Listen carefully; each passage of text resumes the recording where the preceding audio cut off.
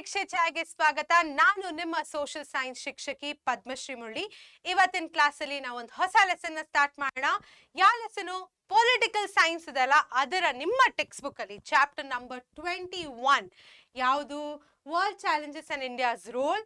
ಅದನ್ನ ಡಿಸ್ಕಸ್ ಮಾಡೋಣ. ಕಂಪ್ಲೀಟ್ ಆಗಿ ಎಕ್ಸ್ಪ್ಲೇನ್ ಮಾಡ್ತೀನಿ. ಹಿಂದಿನ ವರ್ಷದಲ್ಲಿ ಕೇಳಿರುವಂತಹ ಎಲ್ಲ ಕ್ವೆಶನ್ಸ್ ನ ಆನ್ಸರ್ ಕೂಡ ಮಾಡ್ತೀನಿ, ಹಾಗೂ ರಿವೈಸ್ ಕೂಡ ಮಾಡ್ತೀನಿ. ಸೊ ಇದೊಂದು ಬಂಪರ್ ಅಂತ ಹೇಳ್ಬೋದು. ನಾನು ನಿಮಗೆ ಫುಲ್ ಒನ್ ಶಾರ್ಟ್ ಅಲ್ಲಿ ಎಲ್ಲ ಎಕ್ಸ್ಪ್ಲೇನ್ ಮಾಡ್ತೀನಿ. ಸೊ ಮೊದಲನೇದಾಗಿ ಈ ಲೆಸನ್ ಇಂದ ನಿಮ್ಗೆ 2 ಮಾರ್ಕ್ ಅಷ್ಟು ಕ್ವೆಶನ್ಸ್ ನ ಕೇಳ್ತಾರೆ ನಿಮ್ಮ ಎಕ್ಸಾಮ್ ಅಲ್ಲಿ.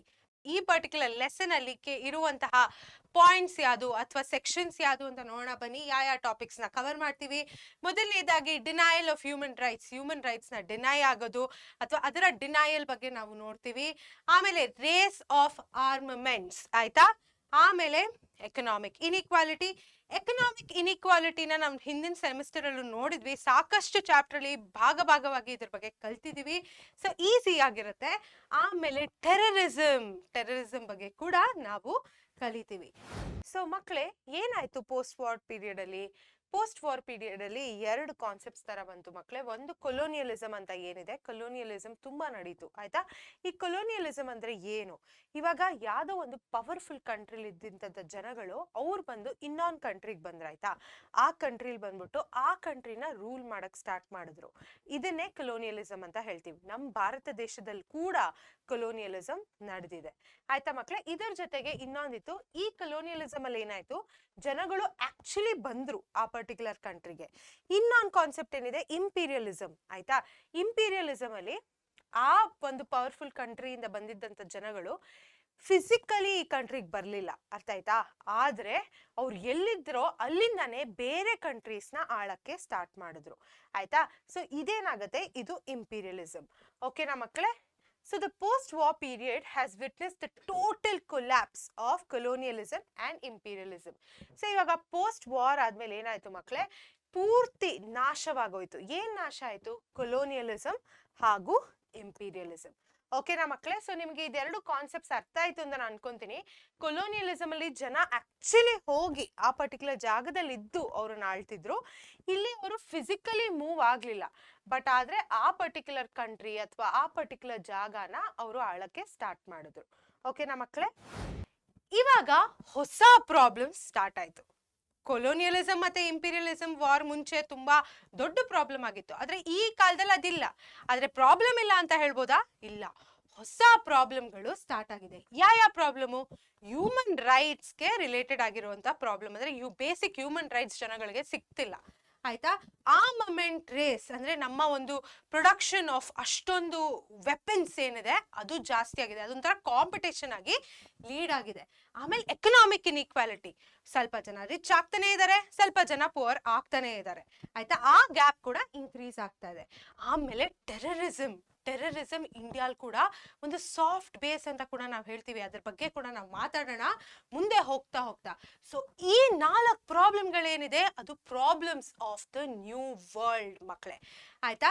ಇವಾಗ by 1945 ಅಷ್ಟರಲ್ಲಿ the dawn of new era took place with the birth of United Nation Organization.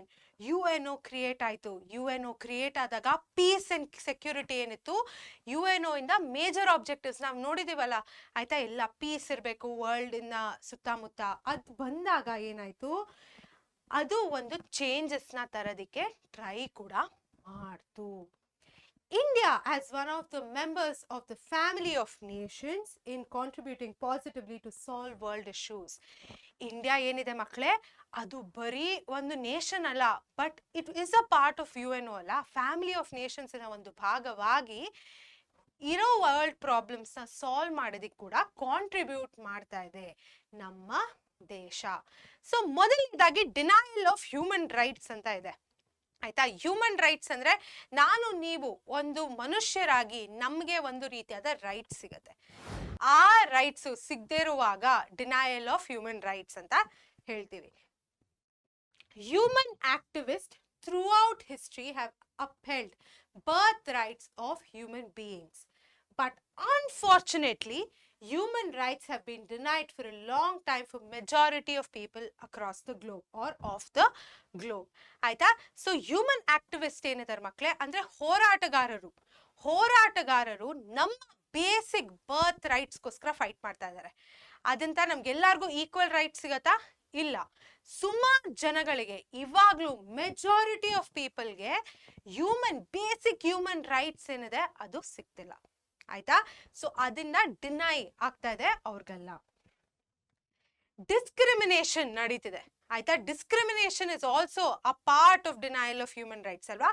ಈ ಡಿಸ್ಕ್ರಿಮಿನೇಷನ್ ಯಾವ್ದ್ರ ಬೇಸಿಸ್ ಮೇಲೆ ನಡೀತಿದೆ ಮಕ್ಕಳೇ? Religion, race, gender, caste, colour, ಆಮೇಲೆ nationality. Persisted resulting in oppression. ಇದರಿಂದ ಏನಾಗ್ತಿದೆ, ಒಂದಿಷ್ಟು ಗುಂಪಿನ ಜನಗಳು ಬೇರೆ ಗುಂಪಿನ ಜನಗಳನ್ನ ಕೀಳಾಗಿ ನೋಡೋದು, ಅವರನ್ನು ಒಪ್ರೆಸ್ ಮಾಡೋದು, ಮತ್ತೆ ಬೇಸಿಕ್ ಹ್ಯೂಮನ್ ರೈಟ್ಸ್ ಇಂದ ಡಿನೈ ಮಾಡೋದು, ಅದು ನಡೀತಿದೆ. ಇವಾಗ್ಲೂ ಕೂಡ ಇದೆಲ್ಲ ನಡೆಯುತ್ತೆ. ಆಯ್ತಾ? ನಮ್ಮ ವರ್ಲ್ಡ್ ಅಲ್ಲಿ. So what is the land mark struggle of human rights? ARTT ಅಂತ ನಾನು ಒಂದು ಹೇಳ್ತೀನಿ, ಆರ್ಟ್. ಆಯ್ತಾ? ನೋಡೋಣ ಬನ್ನಿ. ಅಮೆರಿಕನ್ ವಾರ್ ಆಫ್ ಇಂಡಿಪೆಂಡೆನ್ಸ್ ಇದು ನಡೆದಿದ್ದು 1776 ಅಲ್ಲಿ. ರಷ್ಯನ್ ರೆವಲ್ಯೂಷನ್ 1977 ಅಲ್ಲಿ.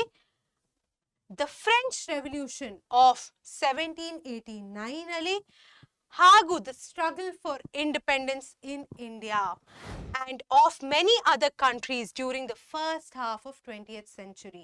So ಈ ಪರ್ಟಿಕ್ಯುಲರ್ ವಾರ್ಗಳು ನಾವೇನು ನೋಡ್ತಿದ್ದೀವಿ ಮತ್ತೆ ಸ್ಟ್ರಗಲ್ಗಳು ನಾವೇನು ನೋಡ್ತಿದ್ದೀವಿ ಮಕ್ಕಳೇ, that was the land mark struggle for human rights. ಇದ್ರ ಮೂಲಕ ಹ್ಯೂಮನ್ ರೈಟ್ಸ್ಗೋಸ್ಕರ ಕೂಡ ಒಂದು ರೀತಿಯಾದ ಹೋರಾಟ ನಡೀತು. ಎಷ್ಟು ಒಂದು ರೀತಿಯಾದ ಒಂದು ಇದನ್ಬೋದಲ್ಲ ಮಕ್ಕಳೇ, ನಾವು ಹ್ಯೂಮನ್ಸ್ ಆಗಿ ನಮ್ಮದೇ ಒಂದು ರೈಟ್ಸ್ಗೋಸ್ಕರ ಜಗಳ ಆಡುವಂತಹ ಒಂದು ಪರಿಸ್ಥಿತಿ ಕೂಡ ಬಂದ್ಬಿಟ್ಟಿದೆ. Art have upheld the struggle for human rights. ARTT, art ಅಂತ ಜ್ಞಾಪಕ ಇಟ್ಕೊಳ್ಳಿ. ಅದರಿಂದ ನಿಮ್ಗೆ 4 ಪಾಯಿಂಟ್ಸ್ ಜ್ಞಾಪಕ ಬರುತ್ತೆ. ಆಯ್ತಾ? What are human rights? ನಾನು ಆಗ್ಲಿಂದ ಹ್ಯೂಮನ್ ರೈಟ್ಸ್ ಅಂತ ಹೇಳ್ತಾ ಇದ್ದೀನಿ, ಬಟ್ ಹಂಗಂದ್ರೆ ಏನು ನೋಡೋಣ ಬನ್ನಿ. Human rights are those which have been guaranteed by the Indian Constitution and international conventions. Human rights ಏನು, ನಮ್ಮ ಜನಗಳಿಗೆ ಒಂದು ರೈಟ್ನ ಸಿಗತ್ತೆ, ಇದು ಗ್ಯಾರಂಟಿ ಮಾಡಿದ್ದಾರೆ ಯಾರು? ನಮ್ಮ ಇಂಡಿಯನ್ ಕಾನ್ಸ್ಟಿಟ್ಯೂಷನ್ ಮತ್ತೆ ಇಂಟರ್ನ್ಯಾಷನಲ್ ಕನ್ವೆನ್ಷನ್ಸ್ ಕೂಡ. ಯಾವ್ದ್ಯಾವ ರೈಟ್ ಇದೆ ನಮಗೆ as a human being? They are right to life, ಒಂದು ಜೀವಂತವಾಗಿರುವಂತಹ ಒಂದು ರೈಟು. ಲಿಬರ್ಟಿ ಅಂದ್ರೆ ನಾವು ಫ್ರೀ ಆಗಿರಕ್ಕೆ. ಆಯ್ತಾ? ಲಿಬರ್ಟಿ. ಈಕ್ವಾಲಿಟಿ, ನನ್ಗೆ ಮತ್ತೆ ಬೇರೆ ಜನಗಳ ಮಧ್ಯೆ ಒಂದು ಸಮಾನತೆ ಇರೋದಿಕ್ಕೆ. ಆಮೇಲೆ ಇಂಡಿವಿಜುವಲ್ ಡಿಗ್ನಿಟಿ, ನಂದೇ ಒಂದು ಡಿಗ್ನಿಟಿನ ಮೇಂಟೈನ್ ಮಾಡೋದಿಕ್ಕೆ. ಹಾಗೂ the declaration of human rights on December 10th 1948. ಇದೊಂದು ಇಂಪಾರ್ಟೆಂಟ್ ಪಾಯಿಂಟ್ ಮಕ್ಕಳೇ, ಎಕ್ಸಾಮಲ್ಲಿ ಕೇಳ್ಬೋದು. ಡಿಕ್ಲರೇಷನ್ ಆಫ್ ಹ್ಯೂಮನ್ ರೈಟ್ಸ್ ಯಾವತ್ತಾಗಿದ್ದು, ದಿನಾಂಕ ಯಾವುದು ಅಂತ ಕೇಳ್ತಾರೆ. December 10th 1948. ಇದನ್ನ ಮಾಡಿದ್ದು UN can rightly be hailed as the turning point in a struggle against the denial of human rights. So ಇದೇನಾಯ್ತು ಡಿಕ್ಲರೇಷನ್ ಆಫ್ ಹ್ಯೂಮನ್ ರೈಟ್ಸು, ಆವತ್ತಿನ ದಿನ ಒಂದು ಟರ್ನಿಂಗ್ ಪಾಯಿಂಟ್ ಆಯ್ತು for the denial of human rights. ಅದರ against fight ಏನ್ ನಡೀತಿತ್ತು, positive ಆಗಿ ಒಂದು ಚೇಂಜಸ್ ಬರಕ್ ಸ್ಟಾರ್ಟ್ ಆಯ್ತು ಕೂಡ ಅಂತ ನಾವು ಹೇಳ್ಬೋದು. ಆಯ್ತಾ? India championing the cause of human rights. ನಾ ಹೇಳಿದ್ನಲ್ಲ, UN ಎಸ್ಟಾಬ್ಲಿಷ್ ಆದ ನಂತರ ಇಂಡಿಯಾ ಕೂಡ ಅದರ ಭಾಗವಾಗಿತ್ತು ಅಂಡ್ ಪೀಸು ಮತ್ತೆ ಸೆಕ್ಯೂರಿಟಿಗೋಸ್ಕರ ವರ್ಕ್ ಮಾಡಕ್ ಸ್ಟಾರ್ಟ್ ಮಾಡ್ತು. ಅದಕ್ಕೇನೆ ಒಂದು ಚಾಂಪಿಯನಿಂಗ್ ಆಫ್ ಹ್ಯೂಮನ್ ರೈಟ್ಸ್ ಅಂತ ಕೂಡ ನಾವು ಹೇಳ್ಬೋದು ನಮ್ಮ ಭಾರತ ದೇಶವನ್ನ. ಸೊ ಅದರ್ ಕಾನ್ಸ್ಟಿಟ್ಯೂಷನ್ ಅಲ್ಲಿ, ನಮ್ಮ ಕಾನ್ಸ್ಟಿಟ್ಯೂಷನ್ ಅಲ್ಲಿ ಫಂಡಮೆಂಟಲ್ ರೈಟ್ಸ್ ಅಂತ ನಾವು ಒಂದು ಕಾಣ್ಬೋದು. ಆಯ್ತಾ? ಸೊ ಅದು ಕೂಡ ಹ್ಯೂಮನ್ ರೈಟ್ಸ್ಗೋಸ್ಕರನೇ ಹಾಕಿರೋದು. India has provided for fundamental rights in the constitution. India is against genocide, all sorts of exploitation and oppression. ಯಾವುದೇ ರೀತಿಯಾದ ಒಂದು ಮರ್ಡರ್ ಆಗಿರ್ಲಿ ಅಥವಾ ಯಾವುದೇ ರೀತಿಯಾದ ಒಂದು ಸಾವನ್ನ ಪ್ರಮೋಟ್ ಮಾಡೋದಾಗಿರ್ಲಿ, ಅದರಿಂದ ಅಗೇನ್ಸ್ಟ್ ಆಗಿದೆ ನಮ್ಮ ಭಾರತ ದೇಶ. ಯಾವುದೇ ರೀತಿಯಾದ ಶೋಷಣೆಯ ಅಗೇನ್ಸ್ಟ್ ಆಗಿದೆ ನಮ್ಮ ಭಾರತ ದೇಶ. Even in UN general assembly, UN ಬಗ್ಗೆ ಕಲ್ತಿದ್ದೀವಲ್ಲ ವರ್ಲ್ಡ್ ಆರ್ಗನೈಸೇಷನ್ ಅಲ್ಲಿ, ಅಲ್ಲಿ ಒಂದು ಜನರಲ್ ಅಸೆಂಬ್ಲಿ ಅಂತ ಒಂದು ಕೌನ್ಸಿಲ್ ಇದೆ ಅಲ್ಲ, India always upheld the cause of basic rights of human beings all over the world. India ಯಾವಾಗಲೂ ಹ್ಯೂಮನ್ ಬೇಸಿಕ್ ರೈಟ್ಸ್ ಏನಿದೆ ಅದಕ್ಕೋಸ್ಕರ ನಿಲ್ತಿದೆ. ಎಷ್ಟು ಒಂದು ಪ್ರೌಡ್ ಆಗಿರುವಂತಹ ಪಾಯಿಂಟ್ ಅಂತ ನಾವು ಹೇಳ್ಬೋದು. Through UNO and other international forums, India urges for the protection of human rights. ಇಂಡಿಯಾಗೆ ನಮ್ಮ ಹ್ಯೂಮನ್ ರೈಟ್ಸ್ ನ ಪ್ರೊಟೆಕ್ಷನ್ ಬಹಳ ಮುಖ್ಯ ಮಕ್ಕಳೇ. ಅದರಿಂದ ಏನ್ ಮಾಡಿದ್ದಾರೆ ಅವ್ರು ಥ್ರೂ UNO ಮತ್ತೆ ಬೇರೆ ಇಂಟರ್ನ್ಯಾಷನಲ್ ಫೋರಮ್ಸ್ ನ ಮುಖಾಂತರ ಪ್ರೊಟೆಕ್ಷನ್ ಆಫ್ ಹ್ಯೂಮನ್ ರೈಟ್ಸ್ಗೋಸ್ಕರ ಹೋರಾಡ್ತಾ ಇದ್ದಾರೆ. ಆಯ್ತಾ? ಸೊ ಇದು India championing the cause of human rights. ಆಯ್ತಾ? Universal declaration of human rights ನಾವ್ ಇದು ನೋಡಿದ್ವಲ್ಲ, ಇದು ಆಗಿದ ತಕ್ಷಣನೇ ಟರ್ನ್ ತಗೊಂತು. ಕರೆಕ್ಟ್? ನಾ ಹೇಳಿದ್ನಲ್ಲ ಹಿಂದಿನ ಸ್ಲೈಡ್ ಅಲ್ಲಿ. ಸೊ ಇದು ಏನೇನನ್ನ ಪ್ರಾಹಿಬಿಟ್ ಮಾಡುತ್ತೆ, ಏನೇನನ್ನ ಸ್ಟಾಪ್ ಮಾಡುತ್ತೆ ಅಥವಾ ಇದು ಮಾಡುತ್ತೆ ಅಂತ ನೋಡೋಣ ಬನ್ನಿ. ಸ್ಲೇವ್ ಟ್ರೇಡ್ ಅಂದ್ರೆ ಜನಗಳ ಮಾರಾಟ, ಅಂದ್ರೆ ಅವ್ರಿಗೆ ಒಂದು ಸ್ಲೇವ್ ತರ ಟ್ರೀಟ್ ಮಾಡಿ ಅವ್ರನ್ನ ಟ್ರೇಡ್ ಮಾಡೋದನ್ನ ಸ್ಟಾಪ್ ಮಾಡುತ್ತೆ. ಆಯ್ತಾ? ದೆನ್ ಚೈಲ್ಡ್ ಲೇಬರ್, ಚಿಕ್ಕ ಮಕ್ಕಳ ಕಡೆಯಿಂದ ಕೆಲಸ ಮಾಡಿಸೋದನ್ನ ಪ್ರಾಹಿಬಿಟ್ ಮಾಡುತ್ತೆ. ಹ್ಯೂಮನ್ ಟ್ರಾಫಿಕಿಂಗ್ ಅಂದ್ರೆ ಹ್ಯೂಮನ್ ಟ್ರಾಫಿಕಿಂಗು ಒಂದು ಮೇಜರ್ ಸೋಷಿಯಲ್ ಪ್ರಾಬ್ಲಮ್ ಅಂತ ನಾವು ಹೇಳ್ಬೋದು. ಜನಗಳನ್ನ ಮಾರ್ತಾರೆ. ಆಯ್ತಾ? ಸೊ ಹ್ಯೂಮನ್ ಟ್ರಾಫಿಕಿಂಗ್ ಏನಿದೆ ಅದು ಕೂಡ ಸ್ಟಾಪ್ ಮಾಡಬೇಕು ಅಂತ ಇದೆ. ಅಂಡ್ ಎಕ್ಸ್ಪ್ಲಾಟೇಷನ್ ಆಫ್ ವಿಮೆನ್, ಹೆಂಗಸರಿನ ಶೋಷಣೆ ಏನಿದೆ ಅದನ್ನ ಕೂಡ ಸ್ಟಾಪ್ ಮಾಡಬೇಕು ಅಂತ ಹೇಳ್ತಾರೆ ಈ under this particular universal declaration of human rights. So fundamental rights sanctioned in democratic nations, ನಮ್ಮ ಡೆಮೋಕ್ರೆಟಿಕ್ ನೇಷನ್ಸ್, ಡೆಮೋಕ್ರಸಿನ ಫಾಲೋ ಮಾಡುವಂತಹ ನೇಷನ್ಸ್ ಅಲ್ಲಿ ಒಂದಿಷ್ಟು ಫಂಡಮೆಂಟಲ್ ರೈಟ್ಸ್ ಎಸ್ಟಾಬ್ಲಿಷ್ ಆಗಿದೆ. ಯಾವ್ದು? Right to life and liberty, to security, equality, freedom of religion, ನಿಮ್ಗೆ ಯಾವುದೇ ರೀತಿಯಾದ ರಿಲಿಜನ್ ನೀವು ಚೂಸ್ ಮಾಡ್ಬೋದು. ಕಲ್ಚರಲ್ ಅಂಡ್ ಎಜುಕೇಶನ್ ರೈಟ್ಸ್, ನಿಮ್ಗೆ ಯಾವ್ದು ಎಷ್ಟೇ ಓದ್ಬೇಕಿದ್ರು ನೀವು ಓದ್ಬೋದು, ಯಾವುದೇ ಕಲ್ಚರ್ನ ಫಾಲೋ ಮಾಡ್ಬೇಕಿದ್ರು ನೀವು ಮಾಡ್ಬೋದು. ಆಯ್ತಾ? ಸೊ ಇದು ನಮ್ಮ ಡೆಮೋಕ್ರೆಟಿಕ್ ಕಂಟ್ರೀಸ್ ಫಾಲೋ ಮಾಡುತ್ತೆ. Are constitutionally sanction in almost all democratic nations. ನಮ್ಮ ಕಾನ್ಸ್ಟಿಟ್ಯೂಷನ್ ಅಲ್ಲಿ ಎಲ್ಲ ಡೆಮೋಕ್ರೆಟಿಕ್ ನೇಷನ್ಸ್ ಅಲ್ಲಿ ಈ ಬೇಸಿಕ್ ರೈಟ್ಸ್ ನ ಎಸ್ಟಾಬ್ಲಿಷ್ ಮಾಡಿದ್ದಾರೆ. Still find the denial of basic human rights, ಇಷ್ಟೆಲ್ಲ ಮಾಡಿದ ಮೇಲೂ ಕೂಡ ಹ್ಯೂಮನ್ ರೈಟ್ಸ್ ಜನಗಳ ತನಕ ಹೋಗ್ತಿಲ್ಲ, ತಲುಪ್ತಿಲ್ಲ. ಎಷ್ಟೊಂದು ಜನಗಳಿಗೆ ಈ ಬೇಸಿಕ್ ಹ್ಯೂಮನ್ ರೈಟ್ಸ್ ಕೂಡ ಸಿಗ್ತಿಲ್ಲ. ಯಾಕೆ ಸಿಗ್ತಿಲ್ಲ? ಡಿಕ್ಟೇಟರ್ಶಿಪ್ ಅಂದ್ರೆ ಒಬ್ಬ ಲೀಡರ್ ಇಟ್ಕೊಂಡು ಎಲ್ಲ ಡಿಕ್ಟೇಟರ್ಶಿಪ್ನ ಇದು ಮಾಡೋದು, ಅಂದ್ರೆ ಅವರು ಎಲ್ಲದನ್ನ ಆಳೋದನ್ನ ಡಿಕ್ಟೇಟರ್ಶಿಪ್ ಅಂತ ಹೇಳ್ತಾರೆ. ಆಯ್ತಾ? ಟೋಟಾಲಿಟೇರಿಯನ್ ರೆಜಿಮ್ಸ್, ಇದು ಕೂಡ ಡಿಕ್ಟೇಟರ್ಶಿಪ್ ತರಾನೇ ಮಕ್ಕಳೇ. ಆದ್ರೆ ಇದರಲ್ಲಿ ಏನು ಗ್ರೂಪ್ ಆಫ್ ಪೀಪಲ್ ಏನಿದ್ದಾರೆ ಅವರು ಡಿಸೈಡ್ ಮಾಡ್ತಾರೆ ಈ ಗ್ರೂಪ್ ಆಫ್ ಜನಗಳು ಹೇಗೆ ಬಿಹೇವ್ ಮಾಡಬೇಕು, ಹೇಗೆ ಬದುಕಬೇಕು ಅಂತ. ಅರ್ಥ ಆಯ್ತಾ? ಸೊ ಇದು ಟೋಟಾಲಿಟೇರಿಯನ್ ರೆಜಿಮ್ಸ್. ಇದರಿಂದ ಏನಾಗಿದೆ, ಬೇಸಿಕ್ ಹ್ಯೂಮನ್ ರೈಟ್ಸ್ ಕೂಡ ಇವಾಗ್ಲೂ ಕೂಡ ಡಿನೈ ಆಗ್ತಾ ಬರ್ತಿದೆ. ಸೊ ಇವಾಗ ತನಕ ನಾವು ಡಿನಯಲ್ ಆಫ್ ಹ್ಯೂಮನ್ ರೈಟ್ಸ್ ನ ಡಿಸ್ಕಸ್ ಮಾಡಿದೀವಿ. ನೆಕ್ಸ್ಟ್ ನಾವು ರೇಸ್ ಆಫ್ ಆರ್ಮಮೆಂಟ್ಸ್ ನ ನೋಡೋಣ. ಆಮೇಲೆ ನಾವು ಎಕನಾಮಿಕ್ ಇನ್ಇಕ್ವಾಲಿಟಿ ಹಾಗೂ ಟೆರರಿಸಮ್ ನ ಕೂಡ ನೋಡೋಣ ಬನ್ನಿ. ಸೊ ರೇಸ್ ಆಫ್ ಆರ್ಮಮೆಂಟ್ಸ್ ಅಂದ್ರೆ ಏನು ಮಕ್ಕಳೇ? We have to end war or else war will end us. ನಾವು ವಾರ್ ಅನ್ನ ನಿಲ್ಲಿಸ್ತಾರೆ, ವಾರ್ ನಮ್ಮನ್ನೇ ನುಂಗು ಬಿಡುತ್ತೆ. ಕರೆಕ್ಟ್ ಅಲ್ಲ ಮಕ್ಕಳೇ? ನಾವು ಸತ್ತೋಗ್ತೀವಿ ಈ ವಾರ್ ಅಲ್ಲಿ ಅಂತ. ಎಷ್ಟು ಒಳ್ಳೆ ಒಂದು ಕೋಟ್ ಅಂತ ನಾವು ಹೇಳ್ಬೋದು, ಎಷ್ಟು ಸತ್ಯ ಕೂಡ. ಇವಾಗ ಆರ್ಮ್ಸ್ ರೇಸ್ ಅಂದ್ರೆ ಏನು ಮಕ್ಕಳೇ? ಒಂದು ದೇಶ ಒಂದಿಷ್ಟು ಆರ್ಮ್ಸ್ ನ ಡೆವಲಪ್ ಮಾಡ್ತಿದೆ. ಆರ್ಮ್ಸ್ ಅಂದ್ರೆ ವೆಪನ್ಸ್. ಅರ್ಥ ಆಯ್ತಾ?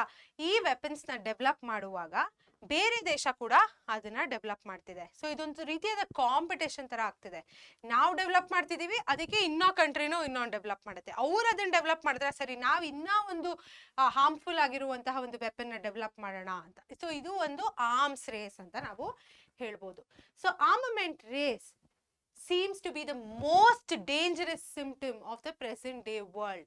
ಇದೇನಿದೆ ತುಂಬಾ ಡೇಂಜರಸ್ ಈ ಪರ್ಟಿಕ್ಯುಲರ್ ದಿನಗಳಲ್ಲಿ.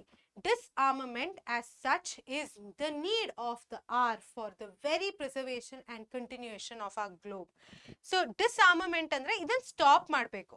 ನಾವೇನ್ ಪ್ರೊಡ್ಯೂಸ್ ಮಾಡ್ತಿದೀವೋ ಒಂದು ಆರ್ಮ್ಸ್ ನ ಅದನ್ನ ಸ್ಟಾಪ್ ಮಾಡಿ ಈ ರೀತಿಯಾದ ಕಾಂಪಿಟೇಷನ್ ನ ಎಂಕರೇಜ್ ಮಾಡಬಾರ್ದು.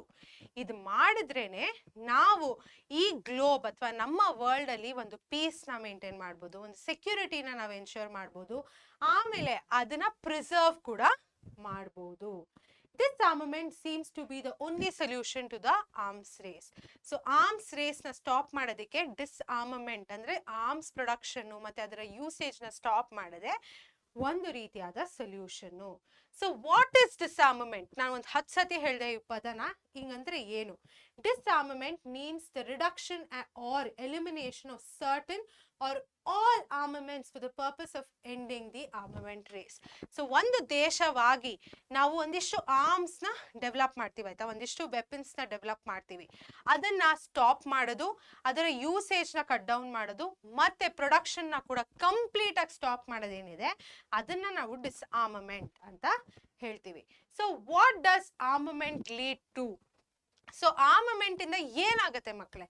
ತುಂಬಾ ಒಂದು ವೆರಿ ವೆರಿ ಆಬ್ವಿಯಸ್ ಅಲ್ಲ ಮಕ್ಕಳೇ. ಸೊ ಇವಾಗ ಅಷ್ಟು ನಮ್ಮ ಹತ್ರ ಆರ್ಮ್ಸ್ ಇದೆ, ಒಂದು ವಾರ್ ಆದಾಗ ಟೆನ್ಷನ್ಸ್ ಕೂಡ ಜಾಸ್ತಿ ಆಗುತ್ತೆ, ಇನ್ಸೆಕ್ಯೂರಿಟಿ ಬಿಲ್ಡ್ ಆಗುತ್ತೆ ನಮ್ಮಲ್ಲೇ. ನಮ್ಗೆ ಒಂದು ಕಂಟ್ರಿ ಇರುತ್ತೆ, ಅಯ್ಯೋ ಅವ್ರ ಹತ್ರ ಅಷ್ಟು ಆರ್ಮ್ಸ್ ಇದೆಯಾ, ನಾವು ಇದನ್ನ ಡೆವಲಪ್ ಮಾಡೋಣ, ಅದು ಒಂದು ರೀತಿಯಾದ ಇನ್ಸೆಕ್ಯೂರಿಟಿ ಹುಟ್ಕೊಳ್ಳುತ್ತೆ. ಆ್ಯಂಡ್ ಗ್ಲೋಬಲ್ ಲೆವೆಲಲ್ಲಿ ಒಂದು ಫಿಯರ್ ಇರುತ್ತೆ ಆಯ್ತಾ, ಅವ್ರ ಹತ್ರ ಈ ಪರ್ಟಿಕ್ಯುಲರ್ ಒಂದು ವೆಪನ್ ಇದೆ, ಅದರಿಂದ ನಮ್ಗೆ ಪೂರ್ತಿ ದೇಶನ ಹೊಟ್ಟೋಗ್ಬೋದಪ್ಪ, ಈ ತರ ಒಂದು ಫಿಯರ್ ಡೆವಲಪ್ ಆಗಕ್ ಸ್ಟಾರ್ಟ್ ಆಗುತ್ತೆ. ಸೊ ಈ 4 ಪಾಯಿಂಟ್ ಏನಿದೆ, ವಾರ್, ಟೆನ್ಷನ್, ಇನ್ಸೆಕ್ಯೂರಿಟಿ ಮತ್ತೆ ಗ್ಲೋಬಲ್ ಲೆವೆಲ್ ಫಿಯರು, ಅದು is what armament leads to. ಆಯ್ತಾ ಮಕ್ಕಳೇ? In order to overcome all those evils, disarmament has been placed before the world as the need of the present day. ನಾ ಹೇಳ್ದಂಗೆ disarmament ಏನಿದೆ ಮಕ್ಕಳೇ, that is the only solution ಆಯ್ತಾ to the armament race. Arms and ammunitions are economically wasteful. ಇದನ್ನ develop ಮಾಡೋದು economically waste. ಅದೇ ದುಡ್ಡನ್ನ ನಾವು ಬೇರೆ ಕಡೆ ಇನ್ವೆಸ್ಟ್ ಮಾಡಿದ್ರೆ ಬೆಳವಣಿಗೆ ಆಗುತ್ತೆ. ಇದರಿಂದ ಏನಾಗ್ತದೆ? ಬರೀ ಡಿಸ್ಟ್ರಕ್ಷನ್ ಆಗ್ತದೆ. American president Eisenhower once expressed, this world in arms is not spending money alone. It is spending the sweat of its laborers, genius of its scientists, the hopes of the children. So ನಾವು ಒಂದು ಆರ್ಮನ್ನ develop ಮಾಡುವಾಗ ಬರೀ ದುಡ್ಡನ್ನ ಖರ್ಚು ಮಾಡ್ತಿಲ್ಲ, ಅರ್ಥ ಆಯ್ತಾ? ತುಂಬಾ ರೀತಿಯಾದ ಜನಗಳ ಬುದ್ಧಿ ಅದರ ಹಿಂದೆ ಹೋಗ್ತಾ ಇದೆ. ಆಮೇಲೆ ಅಷ್ಟು ಲೇಬರರ್ಸ್ ಏನ ಆ ಪರ್ಟಿಕ್ಯುಲರ್ ಆರ್ಮ್ನ ಡೆವಲಪ್ ಮಾಡಕ್ ಹೋಗ್ತಾರೆ, ಅವರ ಸ್ವೆಟ್ ಅದ್ರ ಮೇಲೆ ಇನ್ವೆಸ್ಟ್ ಆಗ್ತಿದೆ. ಮತ್ತೆ ನಮ್ಮ ಚಿಲ್ಡ್ರನ್ ಏನಾದ್ರೆ ಚಿಕ್ಕ ಚಿಕ್ಕ ಮಕ್ಕಳಿನ ಹೋಪ್ಸ್ ಕೂಡ ಅದ್ರ ಮೇಲಿದೆ. ಸೊ ಏನಾಗುತ್ತೆ ಮಕ್ಕಳೇ, ಇದೇ ಪರ್ಟಿಕ್ಯುಲರ್ ಲೇಬರರ್ಸ್ನ ಎಫರ್ಟ್ಸು, ಸೈಂಟಿಸ್ಟಿನ ಬುದ್ಧಿ, ಮಕ್ಕಳಿನ ಹೋಪ್ಸು ಬೇರೆ ಕಡೆ ಹಾಕಿದ್ರೆ ಎಷ್ಟು ಬೆಳವಣಿಗೆ ಆಗುತ್ತಲ್ವಾ? ಇದೇನಾಗ್ತಿದೆ? ಬರೀ ಡಿಸ್ಟ್ರಕ್ಷನ್ಗೆ ಲೀಡ್ ಆಗ್ತಾ ಇದೆ. ಸೊ ಇವಾಗ the advent of nuclear era ಆಯ್ತಾ, ಇದು ಏನಪ್ಪ ಅಂತ ನೋಡೋಣ ಬನ್ನಿ. The question of arms control as well as disarmament has become even more prominent with the advent of nuclear era. So ಈ ಆರ್ಮ್ಸ್ ಕಂಟ್ರೋಲ್ ಏನಿದೆ ಅದು ತುಂಬಾ ಇಂಪಾರ್ಟೆಂಟ್ ಆಗಿದೆ with the advent of nuclear era. So ಒಂದು gist ಕೊಡ್ಬೇಕು ಅಂದ್ರೆ ಮಕ್ಕಳೇ, second world war ಆದ ನಂತರ ಏನಾಯ್ತು? ನ್ಯೂಕ್ಲಿಯರ್ ಬಾಂಬ್ಸ್ ಯೂಸ್ ಆಯಿತು. ಆ ನ್ಯೂಕ್ಲಿಯರ್ ಬಾಂಬ್ ಇಂದ ತುಂಬಾ ನಾಶ ಕೂಡ ಆಯಿತು, ಅರ್ಥ ಆಯ್ತಾ? ಆ ನಾಶ ಎಷ್ಟಾಯಿತು ಅಂದ್ರೆ ಇವಾಗ ಕೂಡ ಜನ ಆ ಜಾಗಗಳಲ್ಲಿ ಸಫರ್ ಮಾಡ್ತಿದ್ದಾರೆ. ಇದರಿಂದ ಏನಾಯ್ತು? ಬೇರೆ ದೇಶಗಳಲ್ಲಿ ಅಯ್ಯೋ ಇದಿಷ್ಟು ಪ್ರಾಬ್ಲಮ್ ಆಗತ್ತೆ ಅಂದ್ರೆ ಒಂದು ರೀತಿಯಾದ ಫಿಯರ್ ಕೂಡ ಅವರಲ್ಲಿ ಹುಟ್ಕೊಂತು.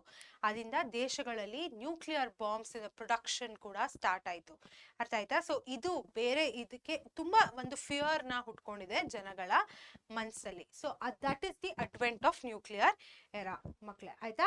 ಸೊ ಇವಾಗ ಇಂಡಿಯಾ ಏನಿದೆ ಮಕ್ಕಳೇ, ಅದೊಂದು ಪೀಸ್ ಲವಿಂಗ್ ಕಂಟ್ರಿ ಆಗಿರೋದ್ರಿಂದ ಅದು ಯಾವುದೇ ರೀತಿಯಾದ ಆರ್ಮ್ಸ್ ರೇಸ್ನ ಸ್ಟಾಪ್ ಮಾಡೋದಕ್ಕೆ ಅಥವಾ ರಿಸ್ಟ್ರೈನ್ ಮಾಡೋದಕ್ಕೆ ಪ್ರಯತ್ನ ಪಡ್ತಾ ಇದೆ.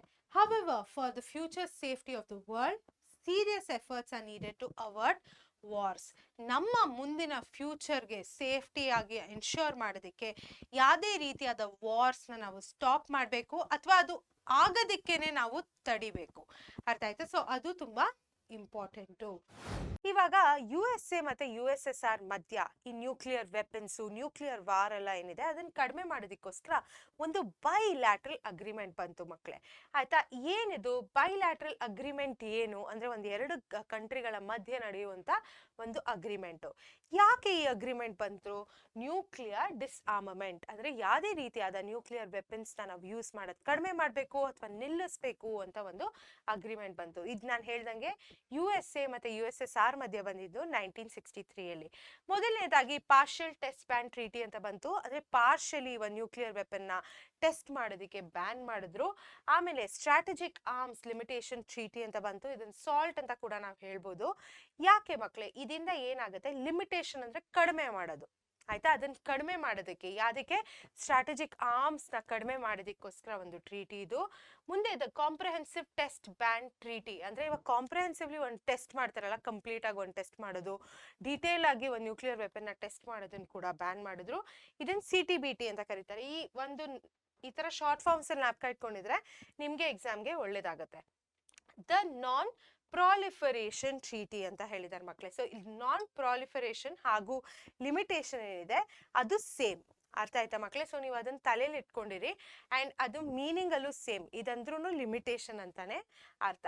ಸೊ ಇದೆಲ್ಲ ಟ್ರೀಟಿಗಳು ಬಂತು ಮಕ್ಕಳೇ. ಅಂಡ್ ಇದ್ರ ಮಧ್ಯೆ ಏನಾಯ್ತು, ಇದೊಂದು ರೀತಿಯಾದ ಅಗ್ರಿಮೆಂಟ್ ನಡೀತು USA ಮತ್ತೆ USSR ಮಧ್ಯೆ.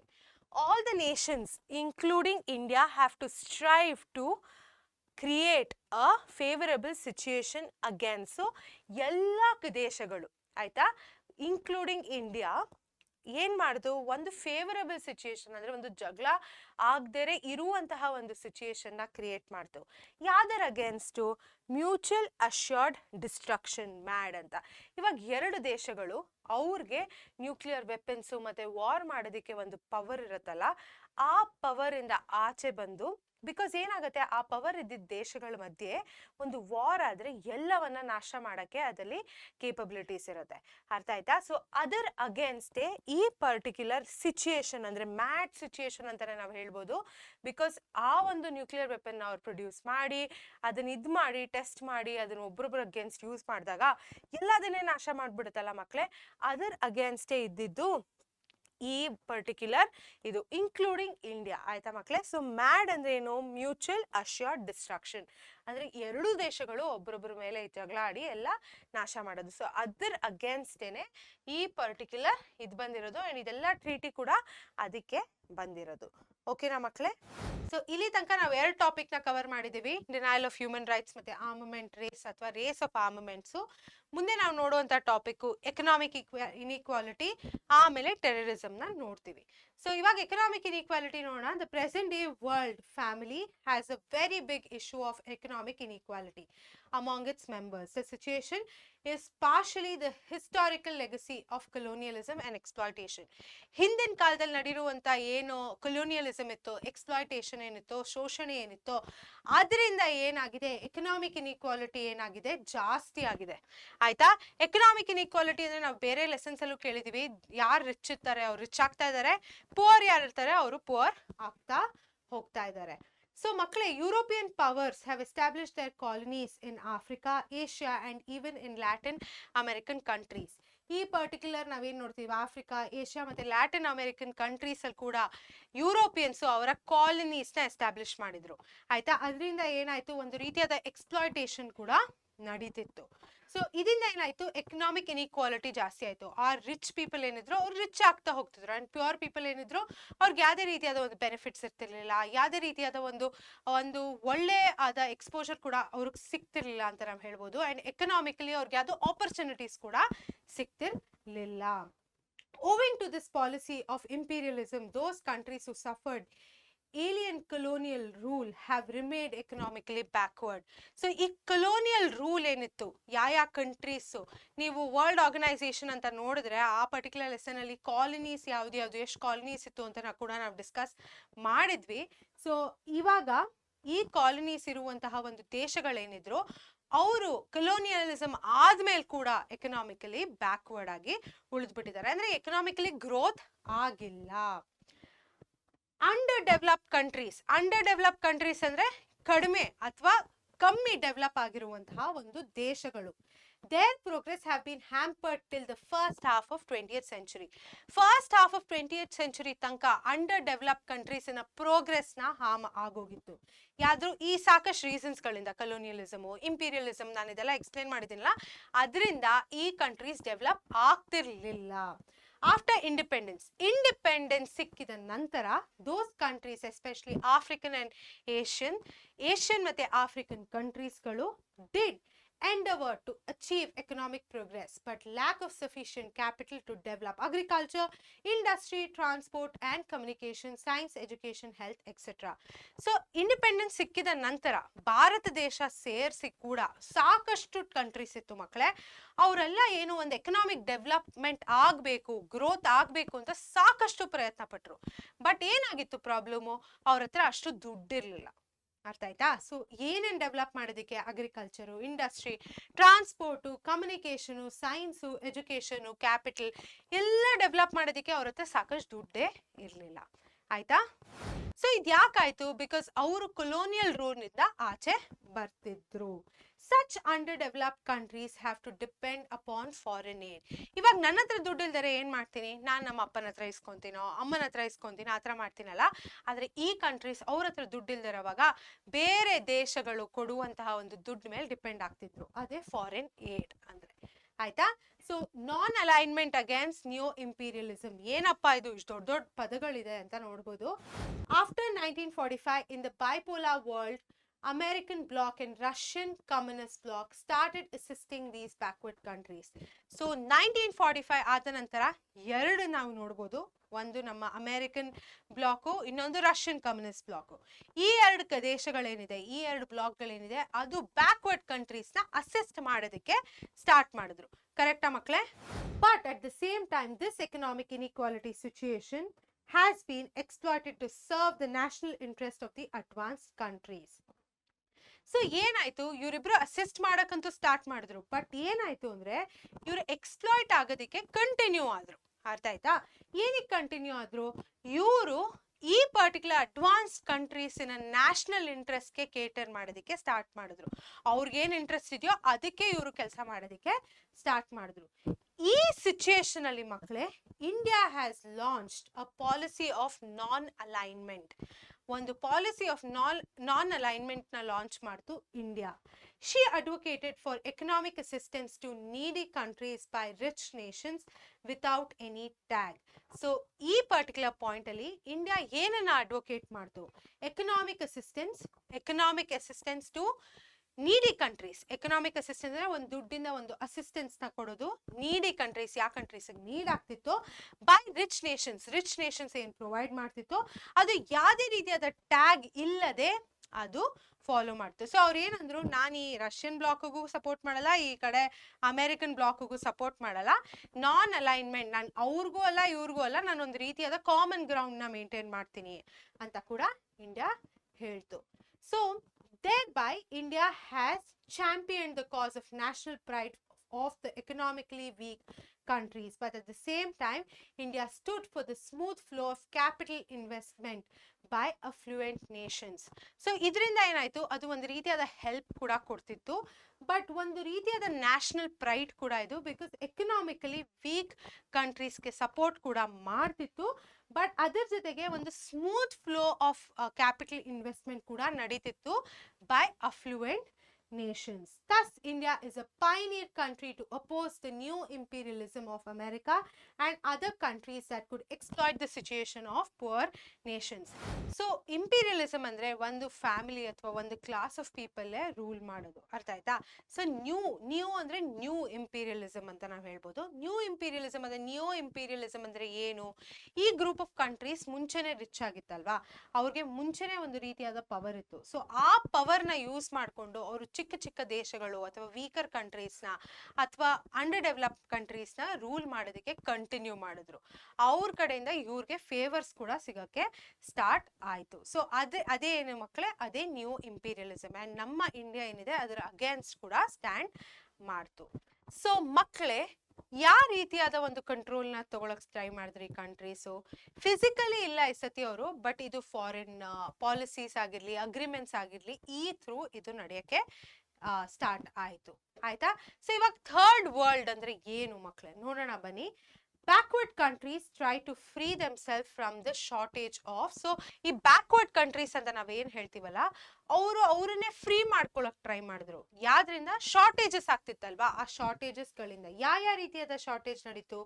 ಫುಡು, ಕ್ಯಾಪಿಟಲ್ ಅಂದ್ರೆ ದುಡ್ಡು, ನಮ್ಮ ಊಟ, ಆಮೇಲೆ ಟೆಕ್ನಾಲಜಿನ ಶಾರ್ಟೇಜ್ ಆಯಿತು. ಅದರಿಂದ ಕೂಡ ಫ್ರೀ ಮಾಡ್ಕೊಳಕ್ಕೆ ಟ್ರೈ ಮಾಡಿದ್ರು. ಮತ್ತೆ ಯಾವುದೇ ರೀತಿಯಾದ ಮೆಡಿಕಲ್ ಫೆಸಿಲಿಟೀಸ್ ಕೂಡ. ಆಮೇಲೆ ಹೈಯರ್ ಎಜುಕೇಶನ್ ಎಮ್ಯುನಿಟೀಸ್ ಸಿಗಬೇಕು ಅಂತ ಕೂಡ ಇವರ ಒಂದು ಆಸಕ್ತಿ ಇತ್ತು. So international trade that effects poor nation. So international trade ಏನಿದೆ ಅದು ಕೂಡ ನಮ್ಮ ಒಂದು ಚಿಕ್ಕ ಕಂಟ್ರಿಗಳ ಅಥವಾ ಪುವರ್ ಕಂಟ್ರಿಗಳಿಗೆ ಇಂಪ್ಯಾಕ್ಟ್ ಆಗಕ್ಕೆ ಸ್ಟಾರ್ಟ್ ಆಯಿತು. ನಮ್ಮ ಬಡತನದಲ್ಲಿ ಇರುವಂತಹ ಒಂದು ನೇಷನ್ಸ್ಗೆ ಎಫೆಕ್ಟ್ ಆಗ್ತಿತ್ತು. ಯಾವ ಮೂಲಕ? ಡಂಪಿಂಗು, ಫ್ರೀ ಟ್ರೇಡು, ಅನ್ಹೆಲ್ತಿ ಕಾಂಪಿಟೇಷನ್ನು, ಹಾಗೆ ಮೆಡಿಕಲ್ ಫೆಸಿಲಿಟೀಸು, ಆಮೇಲೆ ಗ್ಲೋಬಲೈಸೇಷನ್ ಏನಿತ್ತು ಮಕ್ಕಳೇ, ಇದೆಲ್ಲ ಸೇರಿ ನಮ್ಮ ಇಂಟರ್ನ್ಯಾಷನಲ್ ಟ್ರೇಡ್ನ ಕೂಡ ಎಫೆಕ್ಟ್ ಮಾಡ್ತಿತ್ತು. So in order to set right situations of economic inequality among the nations, UNO and all the advanced nations have to respond positively. India, as one of the emerging nations, is always voicing in favor of economic justice and equality in family of nations. ನಾವು ಒಂದು change ನ ತರಬೇಕು ಅಂದ್ರೆ ಎಲ್ಲ ದೇಶಗಳು ಜೊತೆಗೆ ಬಂದು ಒಂದು ರೀತಿಯಾದ ಹೋರಾಟವನ್ನ ಮಾಡಬೇಕು ಅಂಡ್ ಅವರು ಕೂಡ ಅಲೈನ್ ಆಗಬೇಕು. ಏನಂತ? ಎಕನಾಮಿಕ್ ಜಸ್ಟಿಸ್ ಮೇಂಟೈನ್ ಆಗುತ್ತೆ ಮತ್ತೆ ಈಕ್ವಾಲಿಟಿ ಮೇಂಟೈನ್ ಆಗುತ್ತೆ ನಮ್ಮ ಫ್ಯಾಮಿಲಿ ಆಫ್ ನೇಷನ್ಸ್ ಮಧ್ಯೆ ಅಂತ ನಾವು ನಿಂತ್ಕೊಂಡು ಹೇಳಬೇಕು. ಸೊ ಇವಾಗ ತನಕ ನಾವು ಕವರ್ ಮಾಡಿರುವಂತಹ topic denial of human rights, race of armaments ಮತ್ತೆ ಎಕನಾಮಿಕ್ ಇನ್ಇಕ್ವಾಲಿಟಿ. ನೋಡ್ಬೇಕಾಗಿರುವಂತಹ ಟಾಪಿಕ್ ಯಾವುದು? ಟೆರರಿಸಂ. ನಡೀರಿ ಟೆರರಿಸಂ ಅಂದ್ರೆ ಏನು ನೋಡೋಣ. Terrorism means the systematic use of terror as a means of coercion. ಅಂದ್ರೆ ನಾವು ಒಂದು ಜಗಳವನ್ನು ತರೋದಿಕ್ಕೆ, ಒಂದು ಕ್ಲಾಶ್ ಅನ್ನು ತರೋದಿಕ್ಕೆ ಟೆರರ್ನ ಯೂಸ್ ಮಾಡ್ತೀವಲ್ಲ, ಬೇರೆಯವ್ರನ್ನ ಹೆದರ್ಸೋದು ಅಂತ ಯೂಸ್ ಮಾಡ್ತೀವಲ್ಲ, ಅದನ್ನ ಟೆರರಿಸಂ ಅಂತ ಹೇಳ್ತೀವಿ. ಅಂಡ್ ಇದು ಸುಮ್ಮನೆ ಆಗತ್ತಾ? ಇಲ್ಲ, ಸಿಸ್ಟಮ್ಯಾಟಿಕಲಿ ಪ್ಲಾನ್ ಆಗತ್ತೆ. ಅರ್ಥ ಆಯ್ತಾ? ಟೆರರಿಸಂ ಆಗೋದು ಯಾವಾಗ? ಪ್ಲಾನ್ಡ್ ಆಗಿರುತ್ತೆ ಇದು. ಆಯ್ತಾ? ಸಡನ್ಲಿ ಬಂದ್ಬಿಟ್ಟು ಯಾರೋ ಒಂದು ಮಾಡೋದಲ್ಲ ಇದು. It refers to the violent acts which are intended to create fear. Violent ಆಗಿ ಒಂದು ಆಕ್ಟ್ಸ್ ಮಾಡುತ್ತೆ, ಇದರಲ್ಲಿ ಮಾಡ್ತಾರಲ್ಲ ಜನ, ಅದರ ಹಿಂದೆ ಒಂದು ಇಂಟೆಂಟ್ ಇರುತ್ತೆ. ಏನ್ ಇಂಟೆಂಟ್ ಇರುತ್ತೆ? ಫಿಯರ್ ಕ್ರಿಯೇಟ್ ಮಾಡಬೇಕು, ಒಂದು ಭಯ ಎಚ್ಚರಿಸಬೇಕು ಜನಗಳ ಮಧ್ಯೆ ಅಂತ ಇರುತ್ತೆ. Such acts are based on religious, political or ideological goals causing heavy damage to men and material. So ಇದರಿಂದ ಒಂದು ಗೋಲ್ ಅನ್ನೋದು ಇದ್ದೇ ಇರುತ್ತೆ. ಆಯ್ತಾ? ಅದು ರಿಲಿಜಿಯಸ್ ಆಗಿರ್ಬೋದು, ಪೊಲಿಟಿಕಲ್ ಆಗಿರ್ಬೋದು, ಅಥವಾ ಒಂದು ಐಡಿಯಾಲಜಿ ಫಾಲೋ ಮಾಡ್ಕೊಂಡಾಗಿದ್ರು ಆಗಿರ್ಬೋದು. ಅಂಡ್ ಇದು ಮಾಡಿದಾಗ ಒಂದು ಫಿಯರ್ ಅಥವಾ ಒಂದು ಹೆದರಿಕೆ, ಭಯನ ಹುಟ್ಟಿಸ್ಬೇಕು ಜನಗಳ ಮನಸ್ಸಲ್ಲಿ ಅಂತ ಒಂದು ಕಾಸ್ ಇಟ್ಕೊಂಡು ಮಾಡಿರ್ತಾರೆ. ಮತ್ತೆ ಇದು ತುಂಬಾ ಗೂಡ್ಸು ಮತ್ತೆ ಜನಗಳು ಮತ್ತೆ ಮೆಟೀರಿಯಲ್ ನ ಡಿಸ್ಟ್ರಾಕ್ಟ್ ಮಾಡ್ಬಿಡುತ್ತೆ. So what does terrorism lead to? Terrorism ಏನಕ್ಕೆ ಲೀಡ್ ಆಗುತ್ತೆ ಮಕ್ಕಳೇ? ಸೈಕಲಾಜಿಕಲ್ ಇಂಪ್ಯಾಕ್ಟ್ ಹೆವಿ ಆಗಿರುತ್ತೆ. ಒಂದು ಎಕ್ಸಾಂಪಲ್ ಕೊಡ್ಬೇಕು ಅಂದ್ರೆ, ಒಂದು ಟೆರರ್ ಅಟ್ಯಾಕ್ ಆದ್ಮೇಲೆ ಆ ಒಂದು ಯಾರಾದ್ರೂ ಸರ್ವೈವ್ ಆದ್ರೆ ಆ ಟೆರರ್ ಅಟ್ಯಾಕ್ ಅಲ್ಲಿ ಅವ್ರ ಮನ್ಸಲ್ಲಿ ನಡಿರುವಂತ ಒಂದು ಫಿಯರು, ಮತ್ತೆ ಅದನ್ನ ಎಕ್ಸ್ಪೀರಿಯನ್ಸ್ ಮಾಡಿರುವಂತ ಜನಗಳ ಮನ್ಸಲ್ಲಿ ನಡಿರುವಂತ ಒಂದು ಫಿಯರು, ಆ ನೇಷನ್ ಅಲ್ಲಿ ಆಗುವಂತಹ ಒಂದು ಸೈಕಲಾಜಿಕಲ್ ಫಿಯರ್ ಏನಿದೆ ಅದು ಕೂಡ ಜಾಸ್ತಿ ಆಗಿರುತ್ತೆ. ಇದೇನಾಗತ್ತೆ?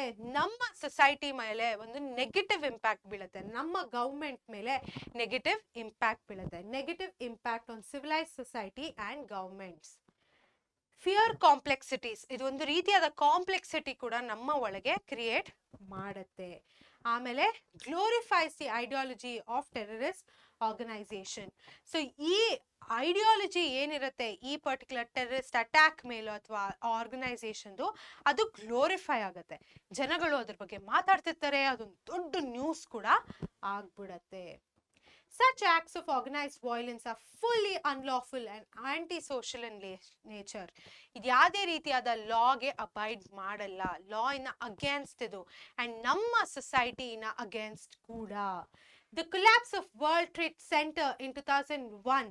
ಆಯ್ತಾ? ಸೊ ಒಂದಿಷ್ಟು ಎಕ್ಸಾಂಪಲ್ಸ್ ನ ಕೊಟ್ಟಿದ್ದಾರೆ, ಹೆಂಗೆ ಗ್ಲೋಬಲ್ ಲೆವೆಲ್ ಟೆರರಿಸಮು ಹೇಗೆ ಎಷ್ಟು ಮ್ಯಾಗ್ನಿಟ್ಯೂಡ್ ಅಲ್ಲಿ ಆಗಿದೆ ಅಂತ. ಸೊ ನಮ್ಮ ವರ್ಲ್ಡ್ ಟ್ರೇಡ್ ಸೆಂಟರ್ ಏನಿತ್ತು WTC 2001 ಅಲ್ಲಿ ಕೊಲ್ಯಾಪ್ಸ್ ಆಯ್ತು. ಇಲ್ಲಿ ಏನಿದೆ ಮಕ್ಕಳೇ, ಇದು ಅದರ ಪಿಕ್ಚರೇ ಕೂಡ. ಆಮೇಲೆ ಸೀರೀಸ್ ಆಫ್ ಬ್ಲಾಸ್ಟ್ ಆಯ್ತು ಎಲ್ಲಿ? UK ಅಲ್ಲಿ, ಆಮೇಲೆ ಇರಾನ್ ಅಲ್ಲಿ, ಇಂಡಿಯಾ ಅಲ್ಲಿ, ಪಾಕಿಸ್ತಾನ್ ಅಲ್ಲಿ, ಅಫ್ಘಾನಿಸ್ತಾನ್ ಅಲ್ಲಿ, ಇಂಡೋನೇಷ್ಯಾ ಅಲ್ಲಿ ನಡೆದಿರುವಂತಹ ಸುಮಾರು ಟೆರರಿಸ್ಟ್ ಆಕ್ಟ್ಸ್ ಏನಿದೆ, ಟೆರರಿಸ್ಟ್ ಆಕ್ಟ್ಸ್ ಏನಿದೆ ಮಕ್ಕಳೇ, ಅದು ಸುಮಾರು ಅಲಾರ್ಮಿಂಗ್ ಮ್ಯಾಗ್ನಿಟ್ಯೂಡ್ ಅಲ್ಲಿ ಕೂಡ ನಡೆದಿದೆ. And it also shows the alarming magnitude of global level terrorism. So terrorism ಏನಿದೆ ಮಕ್ಕಳೇ, ಅದು ಸುಮಾರು ಒಂದು ಐಡಿಯಾಲಜೀಸ್ ಇಂದ ಫ್ಯೂಯಲ್ ಆಗಿದೆ.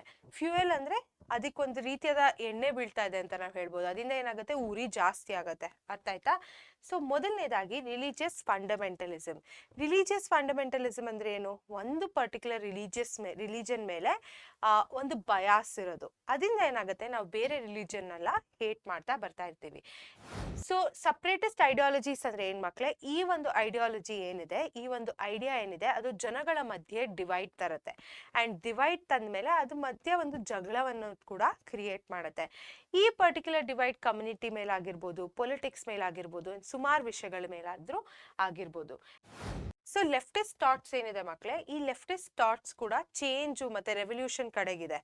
ಬಟ್ ಇವಾಗ ಏನಾಗ್ತಾ ಇದೆ, ಅವ್ರದ್ದು ಸಾಧಾರಣವಾಗಿ ನಾವು ಏನ್ ಜನಗಳಾಗಿ ಯೋಚಿಸ್ತೀವಿ ಅದಲ್ಲ. ಬಟ್ ಇವರು ಒಂದು ರೀತಿಯಾದ ಜನನ ಸಾಯಿಸ್ಬಿಟ್ಟು ವಾಯ್ಲೆನ್ಸ್ ಮಾಡಿ ಚೇಂಜ್ ತರಕ್ಕೆ ಟ್ರೈ ಮಾಡ್ತಾರೆ. ಫಾರ್ ಎಕ್ಸಾಂಪಲ್ ನಮ್ಮ ನ್ಯಾಕ್ಸಲಿಸಮ್ ಇದೆ ಅಲ್ಲ, ಮಾವೋಯಿಸ್ಟ್ ಮಾಡಿರುವಂತ ನ್ಯಾಕ್ಸಲಿಸಮ್, ಅದು ಕೂಡ ಲೆಫ್ಟಿಸ್ಟ್ ಥಾಟ್ಸ್ ನ ಕೆಳಗೆ ಬರುತ್ತೆ. ಇವಾಗ ಲಿಬ್ರೇಷನ್ ಮೋಟಿವ್ಸ್ ಅಂದ್ರೆ ಏನು? ಲಿಬ್ರೇಷನ್ ಮೋಟಿವ್ಸ್ ಅಂದ್ರೆ ನಮ್ಮ ಒಂದು ಗೌರ್ಮೆಂಟ್ ಏನಿದೆ, ಆ ಗೌರ್ಮೆಂಟ್ ಅಗೇನ್ಸ್ಟ್ ಹೋಗ್ಬಿಟ್ಟು ಇನ್ನೂ ಒಂದು ಹೊಸ ಗೌರ್ಮೆಂಟ್ ಸೆಟಪ್ ಮಾಡೋದು. ಏಮ್ ಸೆಟ್ ಮಕ್ಕಳೇ. So terrorism may be aimed at. So ಈ ಟೆರರಿಸಮ್ ಏನಿದೆ, ಅದು ಸಾಕಷ್ಟು ಗುಂಪಿನ ಮೇಲೆ ಏಮ್ ಆಗಿರ್ಬೋದು. ಯಾವ ತರ ಗುಂಪು? ಸಿವಿಲಿಯನ್ಸ್ ಅಂದ್ರೆ ನಾವು ಸಾಧಾರಣ ಜನಗಳೇನಿದೀವಿ ಅವರ ಮೇಲೆ. ಆರ್ಮ್ ಪರ್ಸನಲ್ಸ್ ಅಂದ್ರೆ ನಮ್ಮ ಆರ್ಮಿ, ಏರ್ ಫೋರ್ಸ್ ಅವ್ರಗಳ ಮೇಲೆ. ಲಿಂಗ್ವಿಸ್ಟಿಕ್ ಅಂದ್ರೆ ಒಂದು ಪರ್ಟಿಕ್ಯುಲರ್ ಲ್ಯಾಂಗ್ವೇಜ್ ಮಾತಾಡುವಂತಹ ಒಂದು ಗುಂಪು. ರಿಲಿಜಿಯಸ್ ಅಂದ್ರೆ ಒಂದು ರಿಲಿಜಿಯನ್ ಮೇಲೆ. ರೇಷಿಯಲ್ ಆಮೇಲೆ ಒಂದು ಪರ್ಟಿಕ್ಯುಲರ್ ರೇಸ್ ಮೇಲೆ ಆಗಿರ್ಬೋದು. Ethnic groups of the state, ಒಂದು ಪರ್ಟಿಕ್ಯುಲರ್ ಎಥ್ನಿಕ್ ಗ್ರೂಪ್ ಮೇಲಾದ್ರೂ ಆಗಿರ್ಬೋದು. ಸೊ ಇದೇನ್ ಗೊತ್ತಾ ಮಕ್ಕಳೇ, ಇವ್ರುಗಳು ಕೂಡ ಮಾಡಿಸ್ತಿರ್ಬೋದು. ಒಂದ್ ರಿಲಿಜಿಯಸ್ ಗುಂಪು ಇನ್ನೊಂದು ರಿಲಿಜಿಯಸ್ ಗುಂಪ್ ಮೇಲೆ ಮಾಡಿಸ್ಬೋದು, ಒಂದ್ ರಿಲಿಜಿಯಸ್ ಗುಂಪು ಇನ್ನೊಂದು ಲಿಂಗ್ವಿಸ್ಟಿಕ್ ಗುಂಪ್ ಮೇಲೆ ಮಾಡಿಸ್ಬೋದು. ಸೊ ಇವರೇ ಇದನ್ನ ಮಾಡ್ತಿದ್ರು ಆಗಿರ್ಬೋದು. ಆಯ್ತಾ ಮಕ್ಕಳೇ? ಮುಂದೆ ನೋಡೋಣ ಬನ್ನಿ. ಇಂಟೆನ್ಸ್ ಟು, ಇವ್ರು ಯಾಕೆ ಇದನ್ನ ಮಾಡ್ತಾರೆ ಆಯ್ತಾ? So the terrorist acts are often targeted to. ಯಾಕೆ, ಏನ್ ಟಾರ್ಗೆಟ್ ಮಾಡುತ್ತೆ ಈ ಟೆರರಿಸ್ಟ್ ಆಕ್ಟ್ಸು? ಒಂದು, ನಮ್ಮ ಜನಗಳ ಮನಸ್ಸಿನ ಒಳಗೆ ಒಂದು ರೀತಿಯಾದ ಭಯ ಮತ್ತೆ ಪಬ್ಲಿಸಿಟಿ ಗೇನ್ ಮಾಡೋದಕ್ಕೆ. Maximise fear and publicity, usually using explosive or poison for mass destruction. ಇವ್ರುಗಳು ಇದನ್ನ ಮಾಡೋವಾಗ ಮಾಸ್ ಡಿಸ್ಟ್ರಕ್ಷನ್ಗೋಸ್ಕರ ಪಾಯ್ಸನ್ ಅಥವಾ ಎಕ್ಸ್ಪ್ಲೋಸಿವ್ ಅಂದ್ರೆ ನಮ್ಮ ಬಾಂಬು ಅಂತ ಎಕ್ಸ್ಪ್ಲೋಸಿವ್ಸ್ ನ ಯೂಸ್ ಮಾಡಿಕೊಂಡು ಮಾಸ್ ಡಿಸ್ಟ್ರಕ್ಷನ್ ಅಂದ್ರೆ ಒಬ್ಬರನ್ನೇ ಏಟ್ ಮಾಡಬೇಕು ಅಂತ ಅಲ್ಲ, ಯೂಶಲಿ ತುಂಬಾ ಸಾಕಷ್ಟು ಜನಗಳಿಗೆ ಹರ್ಟ್ ಮಾಡಬೇಕು ಅಂತ ಒಂದು ಮೈಂಡ್ ಸೆಟ್ ಇಟ್ಕೊಂಡು ಇದನ್ನ ಮಾಡ್ತಾರೆ. ಸೊ ಈಸಿಯಾಗಿ ಈ ತರ ನಿಮ್ಗೆ ಹಾಕೊಟ್ಟಿದ್ದೀನಿ. ಸೊ ನಿಮ್ಗೆ ಇದು ಅರ್ಥ ಆಗಕ್ಕೂ ಈಸಿ ಆಗುತ್ತೆ. ಓಕೆನಾ ಮಕ್ಕಳೇ? ಇವಾಗ ಮುಂದೆ ನೋಡೋಣ ಬನ್ನಿ. ಸೊ ಮಕ್ಕಳೇ, ಇವಾಗ ಅವರ ಪ್ಲಾನಿಂಗ್ ಹೆಂಗ್ ನಡೆಯುತ್ತೆ, ಟ್ರೈನಿಂಗ್ ಹೆಂಗ್ ನಡೆಯುತ್ತೆ, ಟಾರ್ಗೆಟ್ಸ್ ಏನು, ಟೆಕ್ನಿಕ್ಸ್ ಏನು ನೋಡೋಣ ಬನ್ನಿ. ಮೊದಲನೇದಾಗಿ ಪ್ಲಾನಿಂಗ್ ಏನಂದ್ರೆ, ಸೊ ಅವರು ಈ ಪರ್ಟಿಕ್ಯುಲರ್ ಟೆರರಿಸ್ಟ್ ಆಕ್ಟ್ ನ ಅಥವಾ ಅಟ್ಯಾಕ್ ನ ಸುಮಾರು ದಿನಗಳಿಂದ ಪ್ಲಾನ್ ಮಾಡ್ತಾರೆ. Terrorist organisation usually plan attacks methodically in advance. So method use ಮಾಡಿಕೊಂಡು ಅಥವಾ ಒಂದು ಪ್ಲಾನ್, ಒಂದು ಪ್ರಾಸೆಸ್ ನ ಸೆಟಪ್ ಮಾಡ್ಕೊಂಡು ಪ್ಲಾನ್ ಮಾಡ್ತಾರೆ. ಇದಾದ್ಮೇಲೆ ಟ್ರೈನಿಂಗ್ ನಡೆಯುತ್ತೆ. ಟ್ರೈನಿಂಗ್ ಏನ್ ಮಾಡ್ತಾರೆ, ದೇ ಟ್ರೈನ್ ಪಾರ್ಟಿಸಿಪೆಂಟ್ಸ್. ಯಾರ್ಯಾರು ಈ ಪರ್ಟಿಕ್ಯುಲರ್ ಟೆರರಿಸ್ಟ್ ಅಟ್ಯಾಕ್ ಅಲ್ಲಿ ಪಾರ್ಟಿಸಿಪೇಟ್ ಮಾಡ್ತಾರೋ ಅವ್ರಿಗೊಂದು ರೀತಿಯಾದ ಟ್ರೈನಿಂಗ್ ಕೊಡ್ತಾರೆ. ಅಂಡ್ ಸೀಕ್ರೆಟ್ ಏಜೆಂಟ್ಸ್ ನ ಕೂಡ ಪ್ಲಾಂಟ್ ಮಾಡ್ತಾರೆ. ಅಂಡ್ ಸಪೋರ್ಟರ್ಸ್ ಇಂದ ಫಂಡ್ ಕೂಡ ರೇಸ್ ಮಾಡ್ತಾರೆ. ಇದನ್ನೆಲ್ಲ ಮಾಡೋದಕ್ಕೆ ಅವರು ಮಾಡರ್ನ್ ಟ್ರಾನ್ಸ್ಪೋರ್ಟ್ ಮತ್ತೆ ಕಮ್ಯುನಿಕೇಶನ್ ನ ಯೂಸ್ ಮಾಡ್ತಾರೆ. Modern transport and telecommunication means are used by terrorists. So ಇದಾದ್ಮೇಲೆ ಟಾರ್ಗೆಟ್ಸ್ ಏನ್ ಮಕ್ಕಳೇ, they are intended to gain mass publicity for their set goals and organizations. Road transport, railways, aeroplane, government offices, highly populated areas, marketplaces are some of the vulnerable targets of terrorists. So ಇವ್ರು ಏನ್ ಮಾಡ್ತಾರೆ, ಇದು ಮಾಡೋದು ಒಂದು objective ಏನಂದ್ರೆ mass publicity. Correct ಅಲ್ಲ ಮಕ್ಕಳೇ? So ಅದಕ್ಕೋಸ್ಕರ ಅವರು ಈ ಒಂದು ಕ್ರೌಡೆಡ್ ಏರಿಯಾಸ್ಗೆ ಟಾರ್ಗೆಟ್ ಕೂಡ ಮಾಡ್ತಾರೆ. ಇದು ಒಂದಿಷ್ಟು ಕ್ರೌಡೆಡ್ ಏರಿಯಾಸ್ ನಾನು ಇವಾಗ ನಿಮ್ಗೆ ಓದ್ ಹೇಳಿದ್ದು. ಸೊ ಏನೇನ್ ಟೆಕ್ನಿಕ್ಸ್ ಯೂಸ್ ಮಾಡ್ತಾರೆ ಮಕ್ಕಳೇ? ಸೂಸೈಡಲ್ ಅಟ್ಯಾಕ್ಸ್ ಅಂದ್ರೆ ಸೂಸೈಡ್, ಒಬ್ಬ ಪರ್ಟಿಕ್ಯುಲರ್ ಪಾರ್ಟಿಸಿಪೆಂಟ್ ಸೂಸೈಡಲ್ ಅಟ್ಯಾಕ್ ಹಾಕೋದು ಅಂದ್ರೆ ಅಟ್ಯಾಕ್ ಮಾಡಿದಾಗ ಅವರು ಆ ಪರ್ಟಿಕ್ಯುಲರ್ ಗುಂಪ್ ಆಫ್ ಜನದಲ್ಲಿ ಸತ್ತೋಗೋದು. ಆಯ್ತಾ? Hijacking, gun battles, bombing, keeping the targeted person or innocents as hostages. ಆಯ್ತಾ? ಹೈಜಾಕಿಂಗ್ ಅಂದ್ರೆ ಇವಾಗ ಏರೋಪ್ಲೇನ್ ಹೈಜಾಕಿಂಗ್ ಕಂಪ್ಲೀಟ್ ಕಂಟ್ರೋಲ್ ತಗೊಂಡ್ಬಿಡೋದು ಆ ಪರ್ಟಿಕ್ಯುಲರ್ ಸಿಚುಯೇಷನ್ ಇಂದ. ಆಯ್ತಾ? ಗನ್ ಬ್ಯಾಟಲ್ಸ್ ಅಂದ್ರೆ ಒಂದು ಶೂಟ್ ಔಟ್ಸ್ ಆಗೋದು. ಆಯ್ತಾ? ಗನ್ ಯೂಸ್ ಮಾಡ್ಕೊಂಡು ಬ್ಯಾಟಲ್ ಔಟ್ ಮಾಡೋದು, ಬಾಂಬ್ಗಳು ಎಸೆಯೋದು, ಆಮೇಲೆ ಇನ್ನೋಸೆಂಟ್ಸ್ ನ ಹಾಸ್ಟೇಜಸ್ ಆಗಿ ಇಟ್ಕೊಳ್ಳೋದು, ಅಂದ್ರೆ ನಾನು ಇವ್ರನ್ನ ಇಟ್ಕೊಂಡಿದೀನಿ, ನೀವು ಈ ಕೆಲಸ ಮಾಡೋ ತನಕ ನಾನು ಇವ್ರನ್ನ ರಿಲೀಸ್ ಮಾಡಲ್ಲ, ಅಥವಾ ನೀವು ಮಾಡ್ದೇರೆ ಇವ್ರಿಗೆ ಈ ತರ ಆಗುತ್ತೆ ಅಂತ ಹೇಳೋದನ್ನ ಹಾಸ್ಟೇಜಸ್ ಅಂತ ಹೇಳ್ತಾರೆ. So India is considered as one of the soft basis for terrorist, ಆಯ್ತಾ. ಸೊ ನಮ್ಮ ಸಾಕಷ್ಟು ಭಾಗಗಳು ಆಫ್ ಅ ಕಂಟ್ರಿಲಿ ಟೆರರಿಸ್ಟಿನ ಸಾಫ್ಟ್ ಬೇಸಸ್ ಕೂಡ ಇದೆ. Kashmir, Nagaland, Mizoram, Assam etc. have been chosen as a target of terrorism in our country. So Taj Mahal Hotel ಮತ್ತೆ railway station in Mumbai on 26 November 2007 ಅಲ್ಲಿ terrorist attack ನಡೆದಿತ್ತು, ಆಯ್ತಾ. ಸೊ ನಾವೆಲ್ಲ ಅದನ್ನ ನೋಡಿದ್ವಿ ಟಿವಿಲಿ ಹೆಂಗಿತ್ತು ಅಂತ, ಎಷ್ಟು ಟೆರರೈಸಿಂಗ್ ಆಗಿತ್ತು, ಎಷ್ಟು ಒಂದು ಫಿಯರ್ ನ ಇನ್ಫ್ಲಿಕ್ಟ್ ಮಾಡ್ತು ನಮ್ಮ ಮನಸ್ಸಿನಲ್ಲಿ ಕೂಡ. The parliament in new Delhi and in places in Hyderabad, Chennai, Bengaluru, Bodh Gaya and others ಇಲ್ಲೆಲ್ಲ ಕೂಡ ಟೆರರಿಸ್ಟ್ ಅಟ್ಯಾಕ್ಸ್ ಆಗಿದೆ. ನೀವು ನಿಮ್ಮ ಅಪ್ಪ ಅಮ್ಮನ ಹತ್ರ ಹೋಗಿ ಅಥವಾ ಅಜ್ಜಿ ತಾತ ಅಥವಾ ನಿಮ್ಮ ಯಾರೇ ಗೊತ್ತಿದ್ದವ್ರ ಹತ್ರ ಹೋಗಿ ದೊಡ್ಡವ್ರ ಹತ್ರ ಹೋಗಿ ಕೇಳಿದ್ರೆ ಅವ್ರು ಈ ಟೆರರಿಸ್ಟ್ ಅಟ್ಯಾಕ್ಸ್ ಬಗ್ಗೆ ಕೂಡ ಹೇಳ್ತಾರೆ. ಅಂಡ್ ಅದು ಹೇಳೋವಾಗ್ಲೇ ನಿಮ್ಗೆ ಗೊತ್ತಾಗುತ್ತೆ ಎಷ್ಟು ಒಂದು ರೀತಿಯಾದ ಹೆದರಿಕೆ ನಮ್ಮಲ್ಲಿ ಅದು ಇನ್ಫ್ಲಿಕ್ಟ್ ಮಾಡಿದೆ ಅಂತ. So even Naxalism has created havoc by fanning terrorism. Neighboring countries like Pakistan and China have been accused many a time for their role in terrorist activities in our country. ಇವ್ರ ಗ್ರೂಪ್ ಆಫ್ ಪೀಪಲ್ ಏನಿದ್ದಾರೆ ನಮ್ಮ government ಇಂದ against ಹೋಗ್ತಾ ಇದ್ದಾರೆ, ಆಯ್ತಾ. So ಇದು ಏನಿದೆ ಇದು ಕೂಡ ಒಂದು ರೀತಿಯಾದ ಟೆರರಿಸಮ್ ನ ಮಾಡ್ತಾ ಇದೆ ನಮ್ಮ ಕಂಟ್ರಿಲಿ, ಆಯ್ತಾ. So neighbouring countries like Pakistan and China have been accused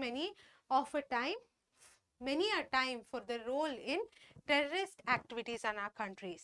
so Pakistan ಮತ್ತೆ ಚೈನಾಗೆ ನಾವು ಎಷ್ಟೊಂದು ಸತಿ ನ್ಯೂಸ್ ಅಲ್ಲಿ ಕೂಡ ನೋಡ್ತೀವಿ ಅವ್ರು ಹೇಗೆ ಟೆರರಿಸ್ಟ್ ಅಟ್ಯಾಕ್ ನ ಪ್ರಮೋಟ್ ಮಾಡ್ತಾ ಇದ್ದಾರೆ ಅಂತ ಕೂಡ ನಾವು ಅಕ್ಯೂಸ್ ಮಾಡ್ತಿದೀವಿ ಈ ಕಂಟ್ರೀಸ್ ನ. India's policy is totally against terrorism of all kinds in and around our nation. ಯಾವುದೇ ರೀತಿಯಾದ ಟೆರರಿಸಮ್ ಕಿಂತ ಅಗೇನ್ಸ್ಟ್ ಇದೆ ನಮ್ಮ ಒಂದು ದೇಶ. Our central government as well as state governments are continuously venturing to control terrorism and thereby protect men and property. ನಮ್ಮ central government ಮತ್ತೆ state government continuously try ಮಾಡ್ತಿದೆ. ಏನ್ ಟ್ರೈ ಮಾಡ್ತಿದೆ ಮಕ್ಕಳೇ? ಯಾವುದೇ ರೀತಿಯಾದ ಟೆರರಿಸ್ಟ್ ಆಕ್ಟಿವಿಟೀಸ್ ಆಗಬಾರ್ದು, ಮತ್ತೆ ಜನಗಳನ್ನ ಪ್ರೊಟೆಕ್ಟ್ ಮಾಡಬೇಕು, ಮತ್ತೆ ಪ್ರಾಪರ್ಟಿನ ಪ್ರೊಟೆಕ್ಟ್ ಮಾಡಬೇಕು ಅಂತ ಒಂದು ಎಫರ್ಟ್ ನ ಕಂಟಿನ್ಯೂಸ್ಲಿ ಹಾಕ್ತಾ ಇದೆ. ways to combat terrorism. ನಾವು ಟೆರರಿಸಮ್ ನ ಹೇಗೆ ಸ್ಟಾಪ್ ಮಾಡಬಹುದು? Anti terrorist forces are set up specially train to combat terrorism. ನಾವು ಆಂಟಿ ಟೆರರಿಸ್ಟ್ ಫೋರ್ಸಸ್ ನ ಸೆಟಪ್ ಮಾಡಿದೀವಿ ಟೆರರಿಸಮ್ ಅಗೇನ್ಸ್ಟ್ ಫೈಟ್ ಮಾಡೋದಕ್ಕೆ. Many times our defense forces are pressed into action throughout terrorism. ನಮ್ಮ defence forces ಏನಿದ್ದಾರೆ ಅವರು ಯಾವಾಗ್ಲೂ action ಅಲ್ಲಿ ಇರ್ತಾರೆ. ಅಂಡ್ ಎಷ್ಟೊಂದ್ ಸತಿ ಅವರು ಈ ಆಕ್ಷನ್ ಅಲ್ಲಿ ಬಂದು ಟೆರರಿಸಮ್ ಅಗೇನ್ಸ್ಟ್ ಫೈಟ್ ಮಾಡಿದ್ದಾರೆ. India has even assisted the neighbor countries like Sri Lanka to restrain terrorist activities. So Sri Lanka ಮತ್ತೆ ಸಾಕಷ್ಟು ಕಂಟ್ರೀಸ್ಗೆ ಇಂಡಿಯಾ ಒಂದು ಅಸಿಸ್ಟೆನ್ಸ್ ನ ಕೂಡ ಕೊಟ್ಟಿದೆ, how to restrain terrorist activities ಅಂತ. As a peace loving nation India is against terrorism. India ಒಂದು ಪೀಸ್ ಲವಿಂಗ್ ನೇಷನ್ ಆಗಿ ಟೆರರಿಸಮಿನ ಅಗೇನ್ಸ್ಟ್ ಕೂಡ ಆಗಿದೆ. Truth, non violence, compassion and sacrifice. So ಇದೆಲ್ಲ ಏನಿದೆ ಮಕ್ಕಳೇ, India stands for all of this. ಆಯ್ತಾ, ಒಂದು ಸತ್ಯವನ್ನೇ ನಾವು ನೋಡ್ತೀವಿ, ಯಾವುದೇ ರೀತಿಯಾದ ಗಲಾಟೆಗಳಾಗಬಾರ್ದು, ಒಂದು ಕಂಪ್ಯಾಷನ್ ಅಥವಾ ಜನಗಳ ಜೊತೆ ಗೂಡಿ ಒಂದು ಒಳ್ಳೆತನದಿಂದ ಬದುಕಬೇಕು, ಮತ್ತೆ ಸ್ಯಾಕ್ರಿಫೈಸ್, ನಮ್ಮನ್ನೇ ನಾವು ಸ್ಯಾಕ್ರಿಫೈಸ್ ಮಾಡ್ಕೊಳ್ಳೋದು. The history of Mankind brings home one truth. Violence and terrorism have achieved little, whereas truth, non-violence, compassion and sacrifice have achieved a lot. Terrorism ಏನಿದೆ ಅಥವಾ ವೈಲೆನ್ಸ್ ಏನಿದೆ ಅದು ಒಂದು ಸ್ವಲ್ಪವನ್ನೇ ಅಚೀವ್ ಮಾಡುತ್ತೆ, ಬಟ್ ನಾವು ಸತ್ಯದಿಂದ ಬದುಕಿದ್ರೆ ಎಷ್ಟು ಅಚೀವ್ ಮಾಡೋಕ್ಕೆ ನಮಗೆ ಹೆಲ್ಪ್ ಕೂಡ ಮಾಡುತ್ತೆ. Spread enthusiasm, new light and peace. Buddha ಅವ್ರು ಹೇಳಿದ್ದಾರೆ, ಗಾಂಧೀಜಿ ಅವರು ಹೇಳಿದ್ದಾರೆ, ಸಾಕಷ್ಟು ಲೀಡರ್ಸ್ ಏನಿದ್ದಾರೆ ಅವ್ರು ಹೇಳ್ತಾರೆ ಯಾವಾಗ್ಲೂ ಪ್ರೀತಿಯನ್ನ ಹಂಚು, ಆಯ್ತಾ, ಪೀಸ್ ಇಂದ ಇರು, ಮತ್ತೆ ಒಂದು ರೀತಿಯಾದ ನ್ಯೂ ಲೈಟ್ ನ ಪ್ರೊವೈಡ್ ಮಾಡು ಅಂತ. The assassinations of Mahatma Gandhi, Shyama Prasad Mukherjee and Indira Gandhi did not create a new history. On the contrary, Buddha, Mahavir, Basaveshwara, Gandhi, Ambedkar spread enthusiasm, new light and peace to the whole world. ಹೇಗೆ ನಾವೊಂದು ಪ್ರೀತಿನ spread ಮಾಡಿದ್ರೆ, ಹೇಗೆ ಒಂದು ಕಂಪ್ಯಾಷನ್ನ spread ಮಾಡಿದ್ರೆ ನಾವು ಜನಗಳನ್ನ change ಮಾಡ್ಬೋದು. ಆದರೆ ಟೆರರಿಸಮ್ ಮೂಲಕ ಏನು ಚೇಂಜ್ ಮಾಡೋಕ್ಕಾಗಲ್ಲ ಅಂತ ಇದೆರಡು ಎಕ್ಸಾಂಪಲ್. ಹೇಗೆ ಮಹಾತ್ಮ ಗಾಂಧಿ ಅವ್ರನ್ನ ಅಸ್ಯಾಸಿನೇಟ್ ಮಾಡಿದ್ರು, ಇಂದಿರಾ ಗಾಂಧಿ ಅವ್ರನ್ನ ಅಸ್ಯಾಸಿನೇಟ್ ಮಾಡಿದ್ರು, ಮತ್ತೆ ಶ್ಯಾಮಾ ಪ್ರಸಾದ್ ಮುಖರ್ಜಿ ಅವ್ರನ್ನ ಅಸ್ಯಾಸಿನೇಟ್ ಮಾಡಿದ್ರಲ್ಲ, ಅದರಿಂದ ನಾವೇನು ಕಲಿತೀವಿ? ಯಾವುದೇ ರೀತಿಯಾದ ಚೇಂಜಸ್ ಸಿಗಲಿಲ್ಲ. ಬಟ್ ಒಂದು ಪ್ರೀತಿನ ಹೇಗೆ ಹಂಚಿದ್ರು, ಹೇಗೆ ಒಂದು ಐಡಿಯಾಲಜಿ ಫಿಲಾಸಫಿನ ಒಂದು ಒಳ್ಳೆತನದ ಕೆಳಗೆ ಕಳಿಸಿರುವಂತಹ ಒಬ್ರು ಬುದ್ಧ ಆಗಿರ್ಲಿ, ಮಹಾವೀರ ಆಗಿರ್ಲಿ, ಮತ್ತೆ ಸಾಕಷ್ಟು ಲೀಡರ್ಸ್ ಆಗಿರ್ಲಿ, ಅವರಿಂದ ನಾವೆಷ್ಟು ಚೇಂಜ್ ಅನ್ನ ಕಾಣಬಹುದು ಅಂತ ಹೇಳ್ತಾರೆ. The effects of peace and compassion are greater than those of violence and hatred. ಇದರಿಂದ ನಮ್ಗೆ ಏನ್ ಗೊತ್ತಾಗುತ್ತೆ? ನಾವು ಪ್ರೀತಿ ಮತ್ತೆ ಕಂಪ್ಯಾಷನ್ ಏನಿದೆ, ಇದು ಯಾವುದೇ ರೀತಿಲೂ ನಮ್ಮ ವಾಯ್ಲೆನ್ಸ್ ಅಥವಾ ಹೇಟ್ರೆಡ್ಗಿಂತ ಹೆಚ್ಚು. ಆಯ್ತಾ? ನಾವ್ ಯಾವಾಗ್ಲೂ ಪ್ರೀತಿನ ಪ್ರಮೋಟ್ ಮಾಡಬೇಕು, ಕಂಪ್ಯಾಷನ್ನ ಪ್ರಮೋಟ್ ಮಾಡಬೇಕು. ಸೊ ಇದರ ಜೊತೆಗೆ ಮಕ್ಕಳೇ ನಾವು 4 ಟಾಪಿಕ್ನ ಕೂಡ ಕವರ್ ಮಾಡಿದೀವಿ.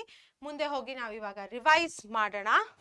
ಸೊ ಇವಾಗ world challenges and India's role ಅಲ್ಲಿ 4 ಭಾಗಗಳಿದೆ. ಮೊದಲನೇದಾಗಿ ನಾವು ಡಿನೈಲ್ ಆಫ್ ಹ್ಯೂಮನ್ ರೈಟ್ಸ್ ನೋಡಿದ್ವಿ. ಹ್ಯೂಮನ್ ರೈಟ್ಸ್ ಅಂದ್ರೆ right to life, liberty, equality and individual dignity.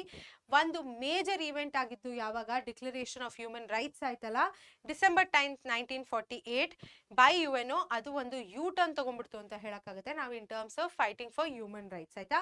ಎರಡನೇದಾಗಿ ರೇಸ್ ಆಫ್ ಆರ್ಮಮೆಂಟ್ಸ್ ಇದೆ. ರೇಸ್ ಆಫ್ ಆರ್ಮಮೆಂಟ್ಸ್ ಅಲ್ಲಿ ಡಿಸ್ಆರ್ಮಮೆಂಟ್ ಅಂದ್ರೆ ಏನು ಅಂತ ನಾವು ನೋಡಿದ್ವಿ. Disarmament means the reduction or elimination of certain and all armaments for the purpose of ending the armament race. ಆಯ್ತಾ? ಮೂರನೇದಾಗಿ ನಾವು ಎಕನಾಮಿಕ್ ಇನ್ಇಕ್ವಾಲಿಟಿ ನೋಡಿದ್ವಿ. ಹೇಗೆ ನ್ಯೂ ಇಂಪೀರಿಯಲಿಸಮ್ ನಾವು ಅಪೋಸ್ ಮಾಡುತ್ತೆ ನಮ್ಮ ದೇಶ India and other countries that could exploit the situation of poor nations.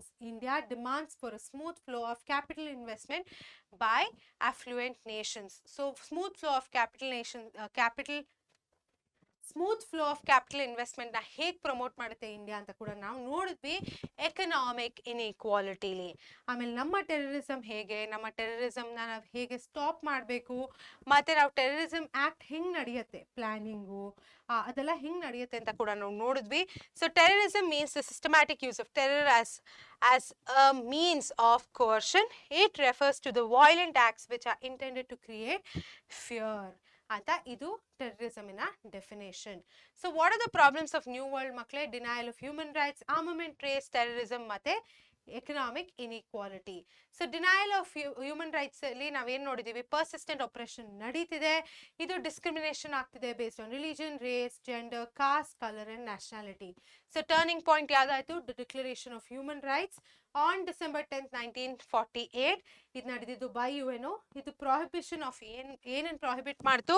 Slave trade, exploitation of women, child labour, ಆಮೇಲೆ ಹ್ಯೂಮನ್ ಟ್ರಾಫಿಕಿಂಗ್.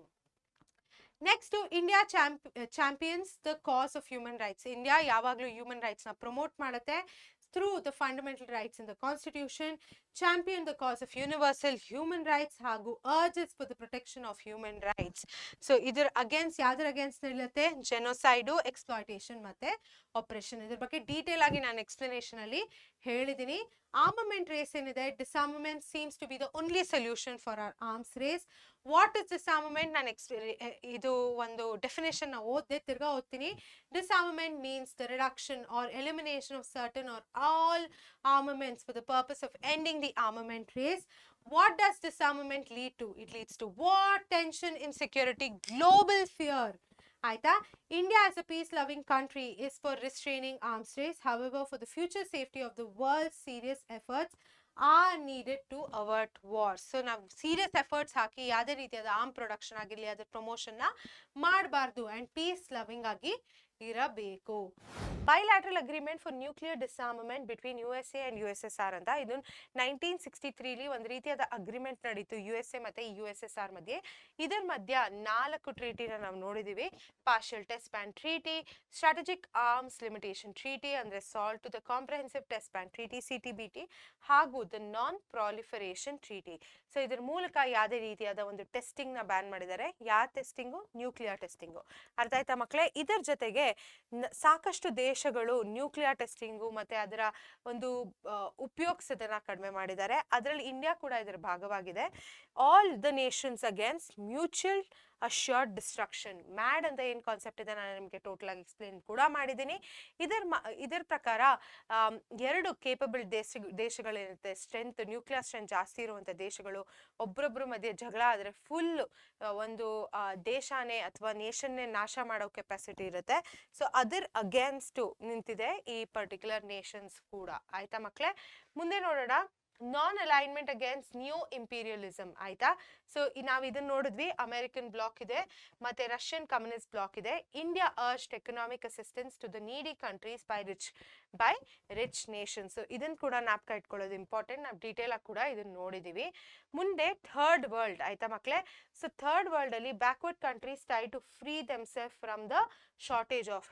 ಬ್ಯಾಕ್ವರ್ಡ್ ಕಂಟ್ರೀಸು ಅವರು ಫ್ರೀ ಮಾಡ್ಕೊಳಕ್ ಟ್ರೈ ಮಾಡ್ತಾರೆ. ಯಾರಿಂದ? ಫುಡ್ ಶಾರ್ಟೇಜ್ ಇಂದ, ಆಮೇಲೆ ಕ್ಯಾಪಿಟಲ್ ಶಾರ್ಟೇಜ್ ಅಂದ್ರೆ ದುಡ್ಡು ಕಡಿಮೆ ಇರೋದ್ರಿಂದ, ಆಮೇಲೆ ಟೆಕ್ನಾಲಜಿ ಶಾರ್ಟೇಜ್ ಇಂದ, ಹಾಗೂ ಮೆಡಿಕಲ್ ಫೆಸಿಲಿಟೀಸ್ ಜಾಸ್ತಿ ಸಿಗಬೇಕು, ಶಾರ್ಟೇಜ್ ಆಗಬಾರ್ದು ಅಂತ ಅವರು ಒಂದು ರೀತಿಯಾದ ಫ್ರೀಡಮ್ ಪಡ್ಕೊಳಕ್ ಟ್ರೈ ಮಾಡ್ತಾ ಇದ್ದಾರೆ ಇದರೆಲ್ಲ ಶಾರ್ಟೇಜ್ ಇಂದ. ಆಮೇಲೆ ಹೈಯರ್ ಎಜುಕೇಶನ್ ಅಮ್ಯುನಿಟೀಸ್, ಅವ್ರಿಗೂ ಕೂಡ ಜಾಸ್ತಿ ಹೈಯರ್ ಎಜುಕೇಶನ್ ಅಮ್ಯುನಿಟೀಸ್ ಬೇಕು, ಅದ್ರ ಶಾರ್ಟೇಜ್ ಆಗಬಾರ್ದು ಅಂತ ಒಂದು ಇದು ಮಾಡ್ತಾ ಇದ್ದಾರೆ.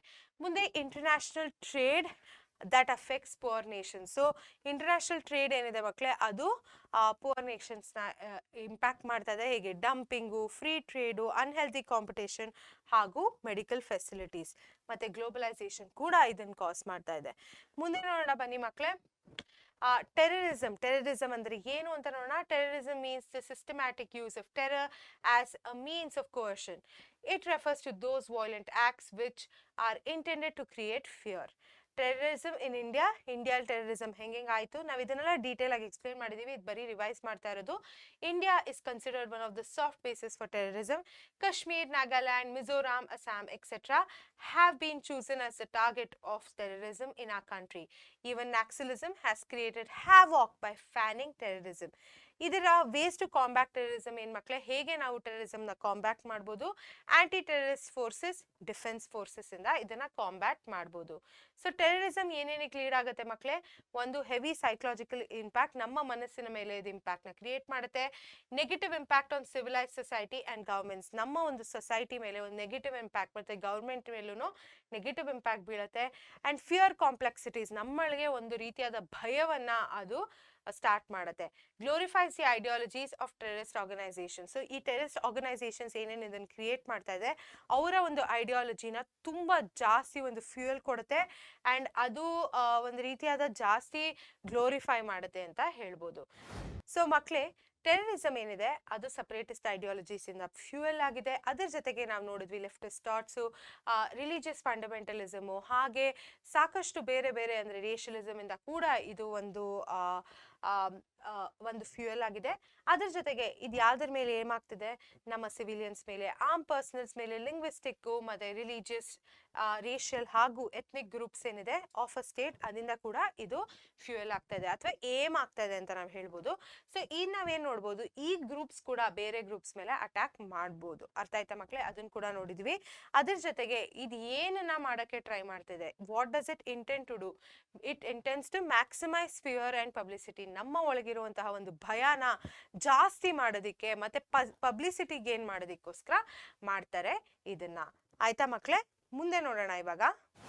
ಸೊ ನಾವು ಯಾವಾಗಲೂ ಒಂದು ರೀತಿಯಾದ ಎಂಥೂಸಿಯಾಸಮ್ನ ಸ್ಪ್ರೆಡ್ ಮಾಡಬೇಕು, ಒಂದು ಹ್ಯಾಪಿನೆಸ್ನ ಸ್ಪ್ರೆಡ್ ಮಾಡಬೇಕು, ಲವ್ನ ಸ್ಪ್ರೆಡ್ ಮಾಡಬೇಕು, ಪೀಸ್ನ ಸ್ಪ್ರೆಡ್ ಮಾಡಬೇಕು, ಟ್ರುತ್, ನಾನ್ ವೈಲೆನ್ಸು, ಕಂಪ್ಯಾಷನ್ ಮತ್ತೆ ಸ್ಯಾಕ್ರಿಫೈಸ್ನ ನಾವು ಪುಷ್ ಮಾಡಬೇಕು. ನಡೀರಿ ಇವಾಗ ಪ್ರೀವಿಯಸ್ ಇಯರ್ ಕ್ವೆಶನ್ಸ್ ನ ಡಿಸ್ಕಸ್ ಮಾಡೋಣ. ಸಾಲ್ವ್ ಮಾಡಿ ಹೇಳಿದ್ದೀನಿ. ಮೊದಲನೇ question, the policy of keeping safe distance from both the power blocks ಅಂದ್ರೆ ನಮ್ಮ ಅಮೆರಿಕ ಮತ್ತೆ Russia of the world is known as, ಇದನ್ನ ಏನಂತ ಕರೀತಾರೆ? ಆಯ್ತಾ? 1 ಮಾರ್ಕ್ಗೆ 2022 ಏಪ್ರಿಲ್ ಅಲ್ಲಿ ಕೇಳಿದ್ರು. ತುಂಬಾ ಈಸಿ ಕ್ವೆಶನ್ ಇದು. A non alignment, B anti apartheid, C anti imperialism, D disarmament. Answer is non alignment. So ಇದನ್ನ ಇಂಡಿಯಾ ಲಾಂಚ್ ಮಾಡಿದ್ರು, ಇಂಡಿಯಾ ಸ್ಟಾರ್ಟ್ ಮಾಡಿದ್ರು. ಇವರಿಬ್ರು ಪರ್ಟಿಕ್ಯುಲರ್ ಬ್ಲಾಕ್ಸ್ ಏನಿದೆ ಅದರಿಂದ ಸೇಫ್ ಡಿಸ್ಟೆನ್ಸ್ ಮೇಂಟೈನ್ ಮಾಡೋದಿಕ್ಕೆ. When do we celebrate the human rights day every year? ಇದನ್ನ ಕೇಳಿದಾರೆ 1 mark 2022 10th December ನಾವು ಹ್ಯೂಮನ್ ರೈಟ್ಸ್ ಡೇನ ಸೆಲೆಬ್ರೇಟ್ ಮಾಡ್ತೀವಿ ಪ್ರತಿ ವರ್ಷ. Explain the struggle of India for the implementation of human rights 2 ಮಾರ್ಕ್ಸ್ಗೆ ಏಪ್ರಿಲ್ 2022 ಕೇಳಿದ್ರು. ಹೇಗೆ ಹ್ಯೂಮನ್ ರೈಟ್ಸ್ ನ ಇಂಪ್ಲಿಮೆಂಟ್ ಮಾಡೋದಕ್ಕೆ ಇಂಡಿಯಾ ಸ್ಟ್ರಗಲ್ ಮಾಡ್ತು ಅಂತ ಕ್ವೆಶನ್ ಇದು. ಆನ್ಸರು ಇದಿಷ್ಟು ಪಾಯಿಂಟ್ಸ್ ಇದೆ. 2 ಮಾರ್ಕ್ ನೀವು 4 ಪಾಯಿಂಟ್ ನ ಬರಿಬೇಕು. Fundamental rights in the constitution of India, advocated human rights implementation in UNO, national commission for human rights, for scheduled castes, for scheduled tribes, National Women's Commission, Backward Classes and Minority Commission, Similar State Commission. So ಇದರ ಮೂಲಕ ಅವರು struggle ನ ಮಾಡಿದ್ರು to ensure or to implement human rights. ಆಯ್ತಾ ಮಕ್ಕಳೇ? Next question, what measures are taken to check terrorism in India? India ಅಲ್ಲಿ terrorism ನ check ಮಾಡೋದಕ್ಕೆ ಯಾವ ಮೆಷರ್ಸ್ ನ ಇಂಪ್ಲಿಮೆಂಟ್ ಮಾಡಿದ್ದಾರೆ? 2 ಮಾರ್ಕ್ಸ್ಗೆ ಇತ್ತೀಚೆಗೆ ಆಗಿರುವಂತ ಒಂದು ಎಕ್ಸಾಮು ಏಪ್ರಿಲ್ 2023 ಕೇಳಿದ್ರು. ಸೊ ನಮಗೆ ಗೊತ್ತು India's policy is totally against terrorism. ಯಾವುದೇ ರೀತಿಯ ಟೆರರಿಸಮ್ ಅಗೇನ್ಸ್ಟ್ ಇದೆ ಇಂಡಿಯಾ.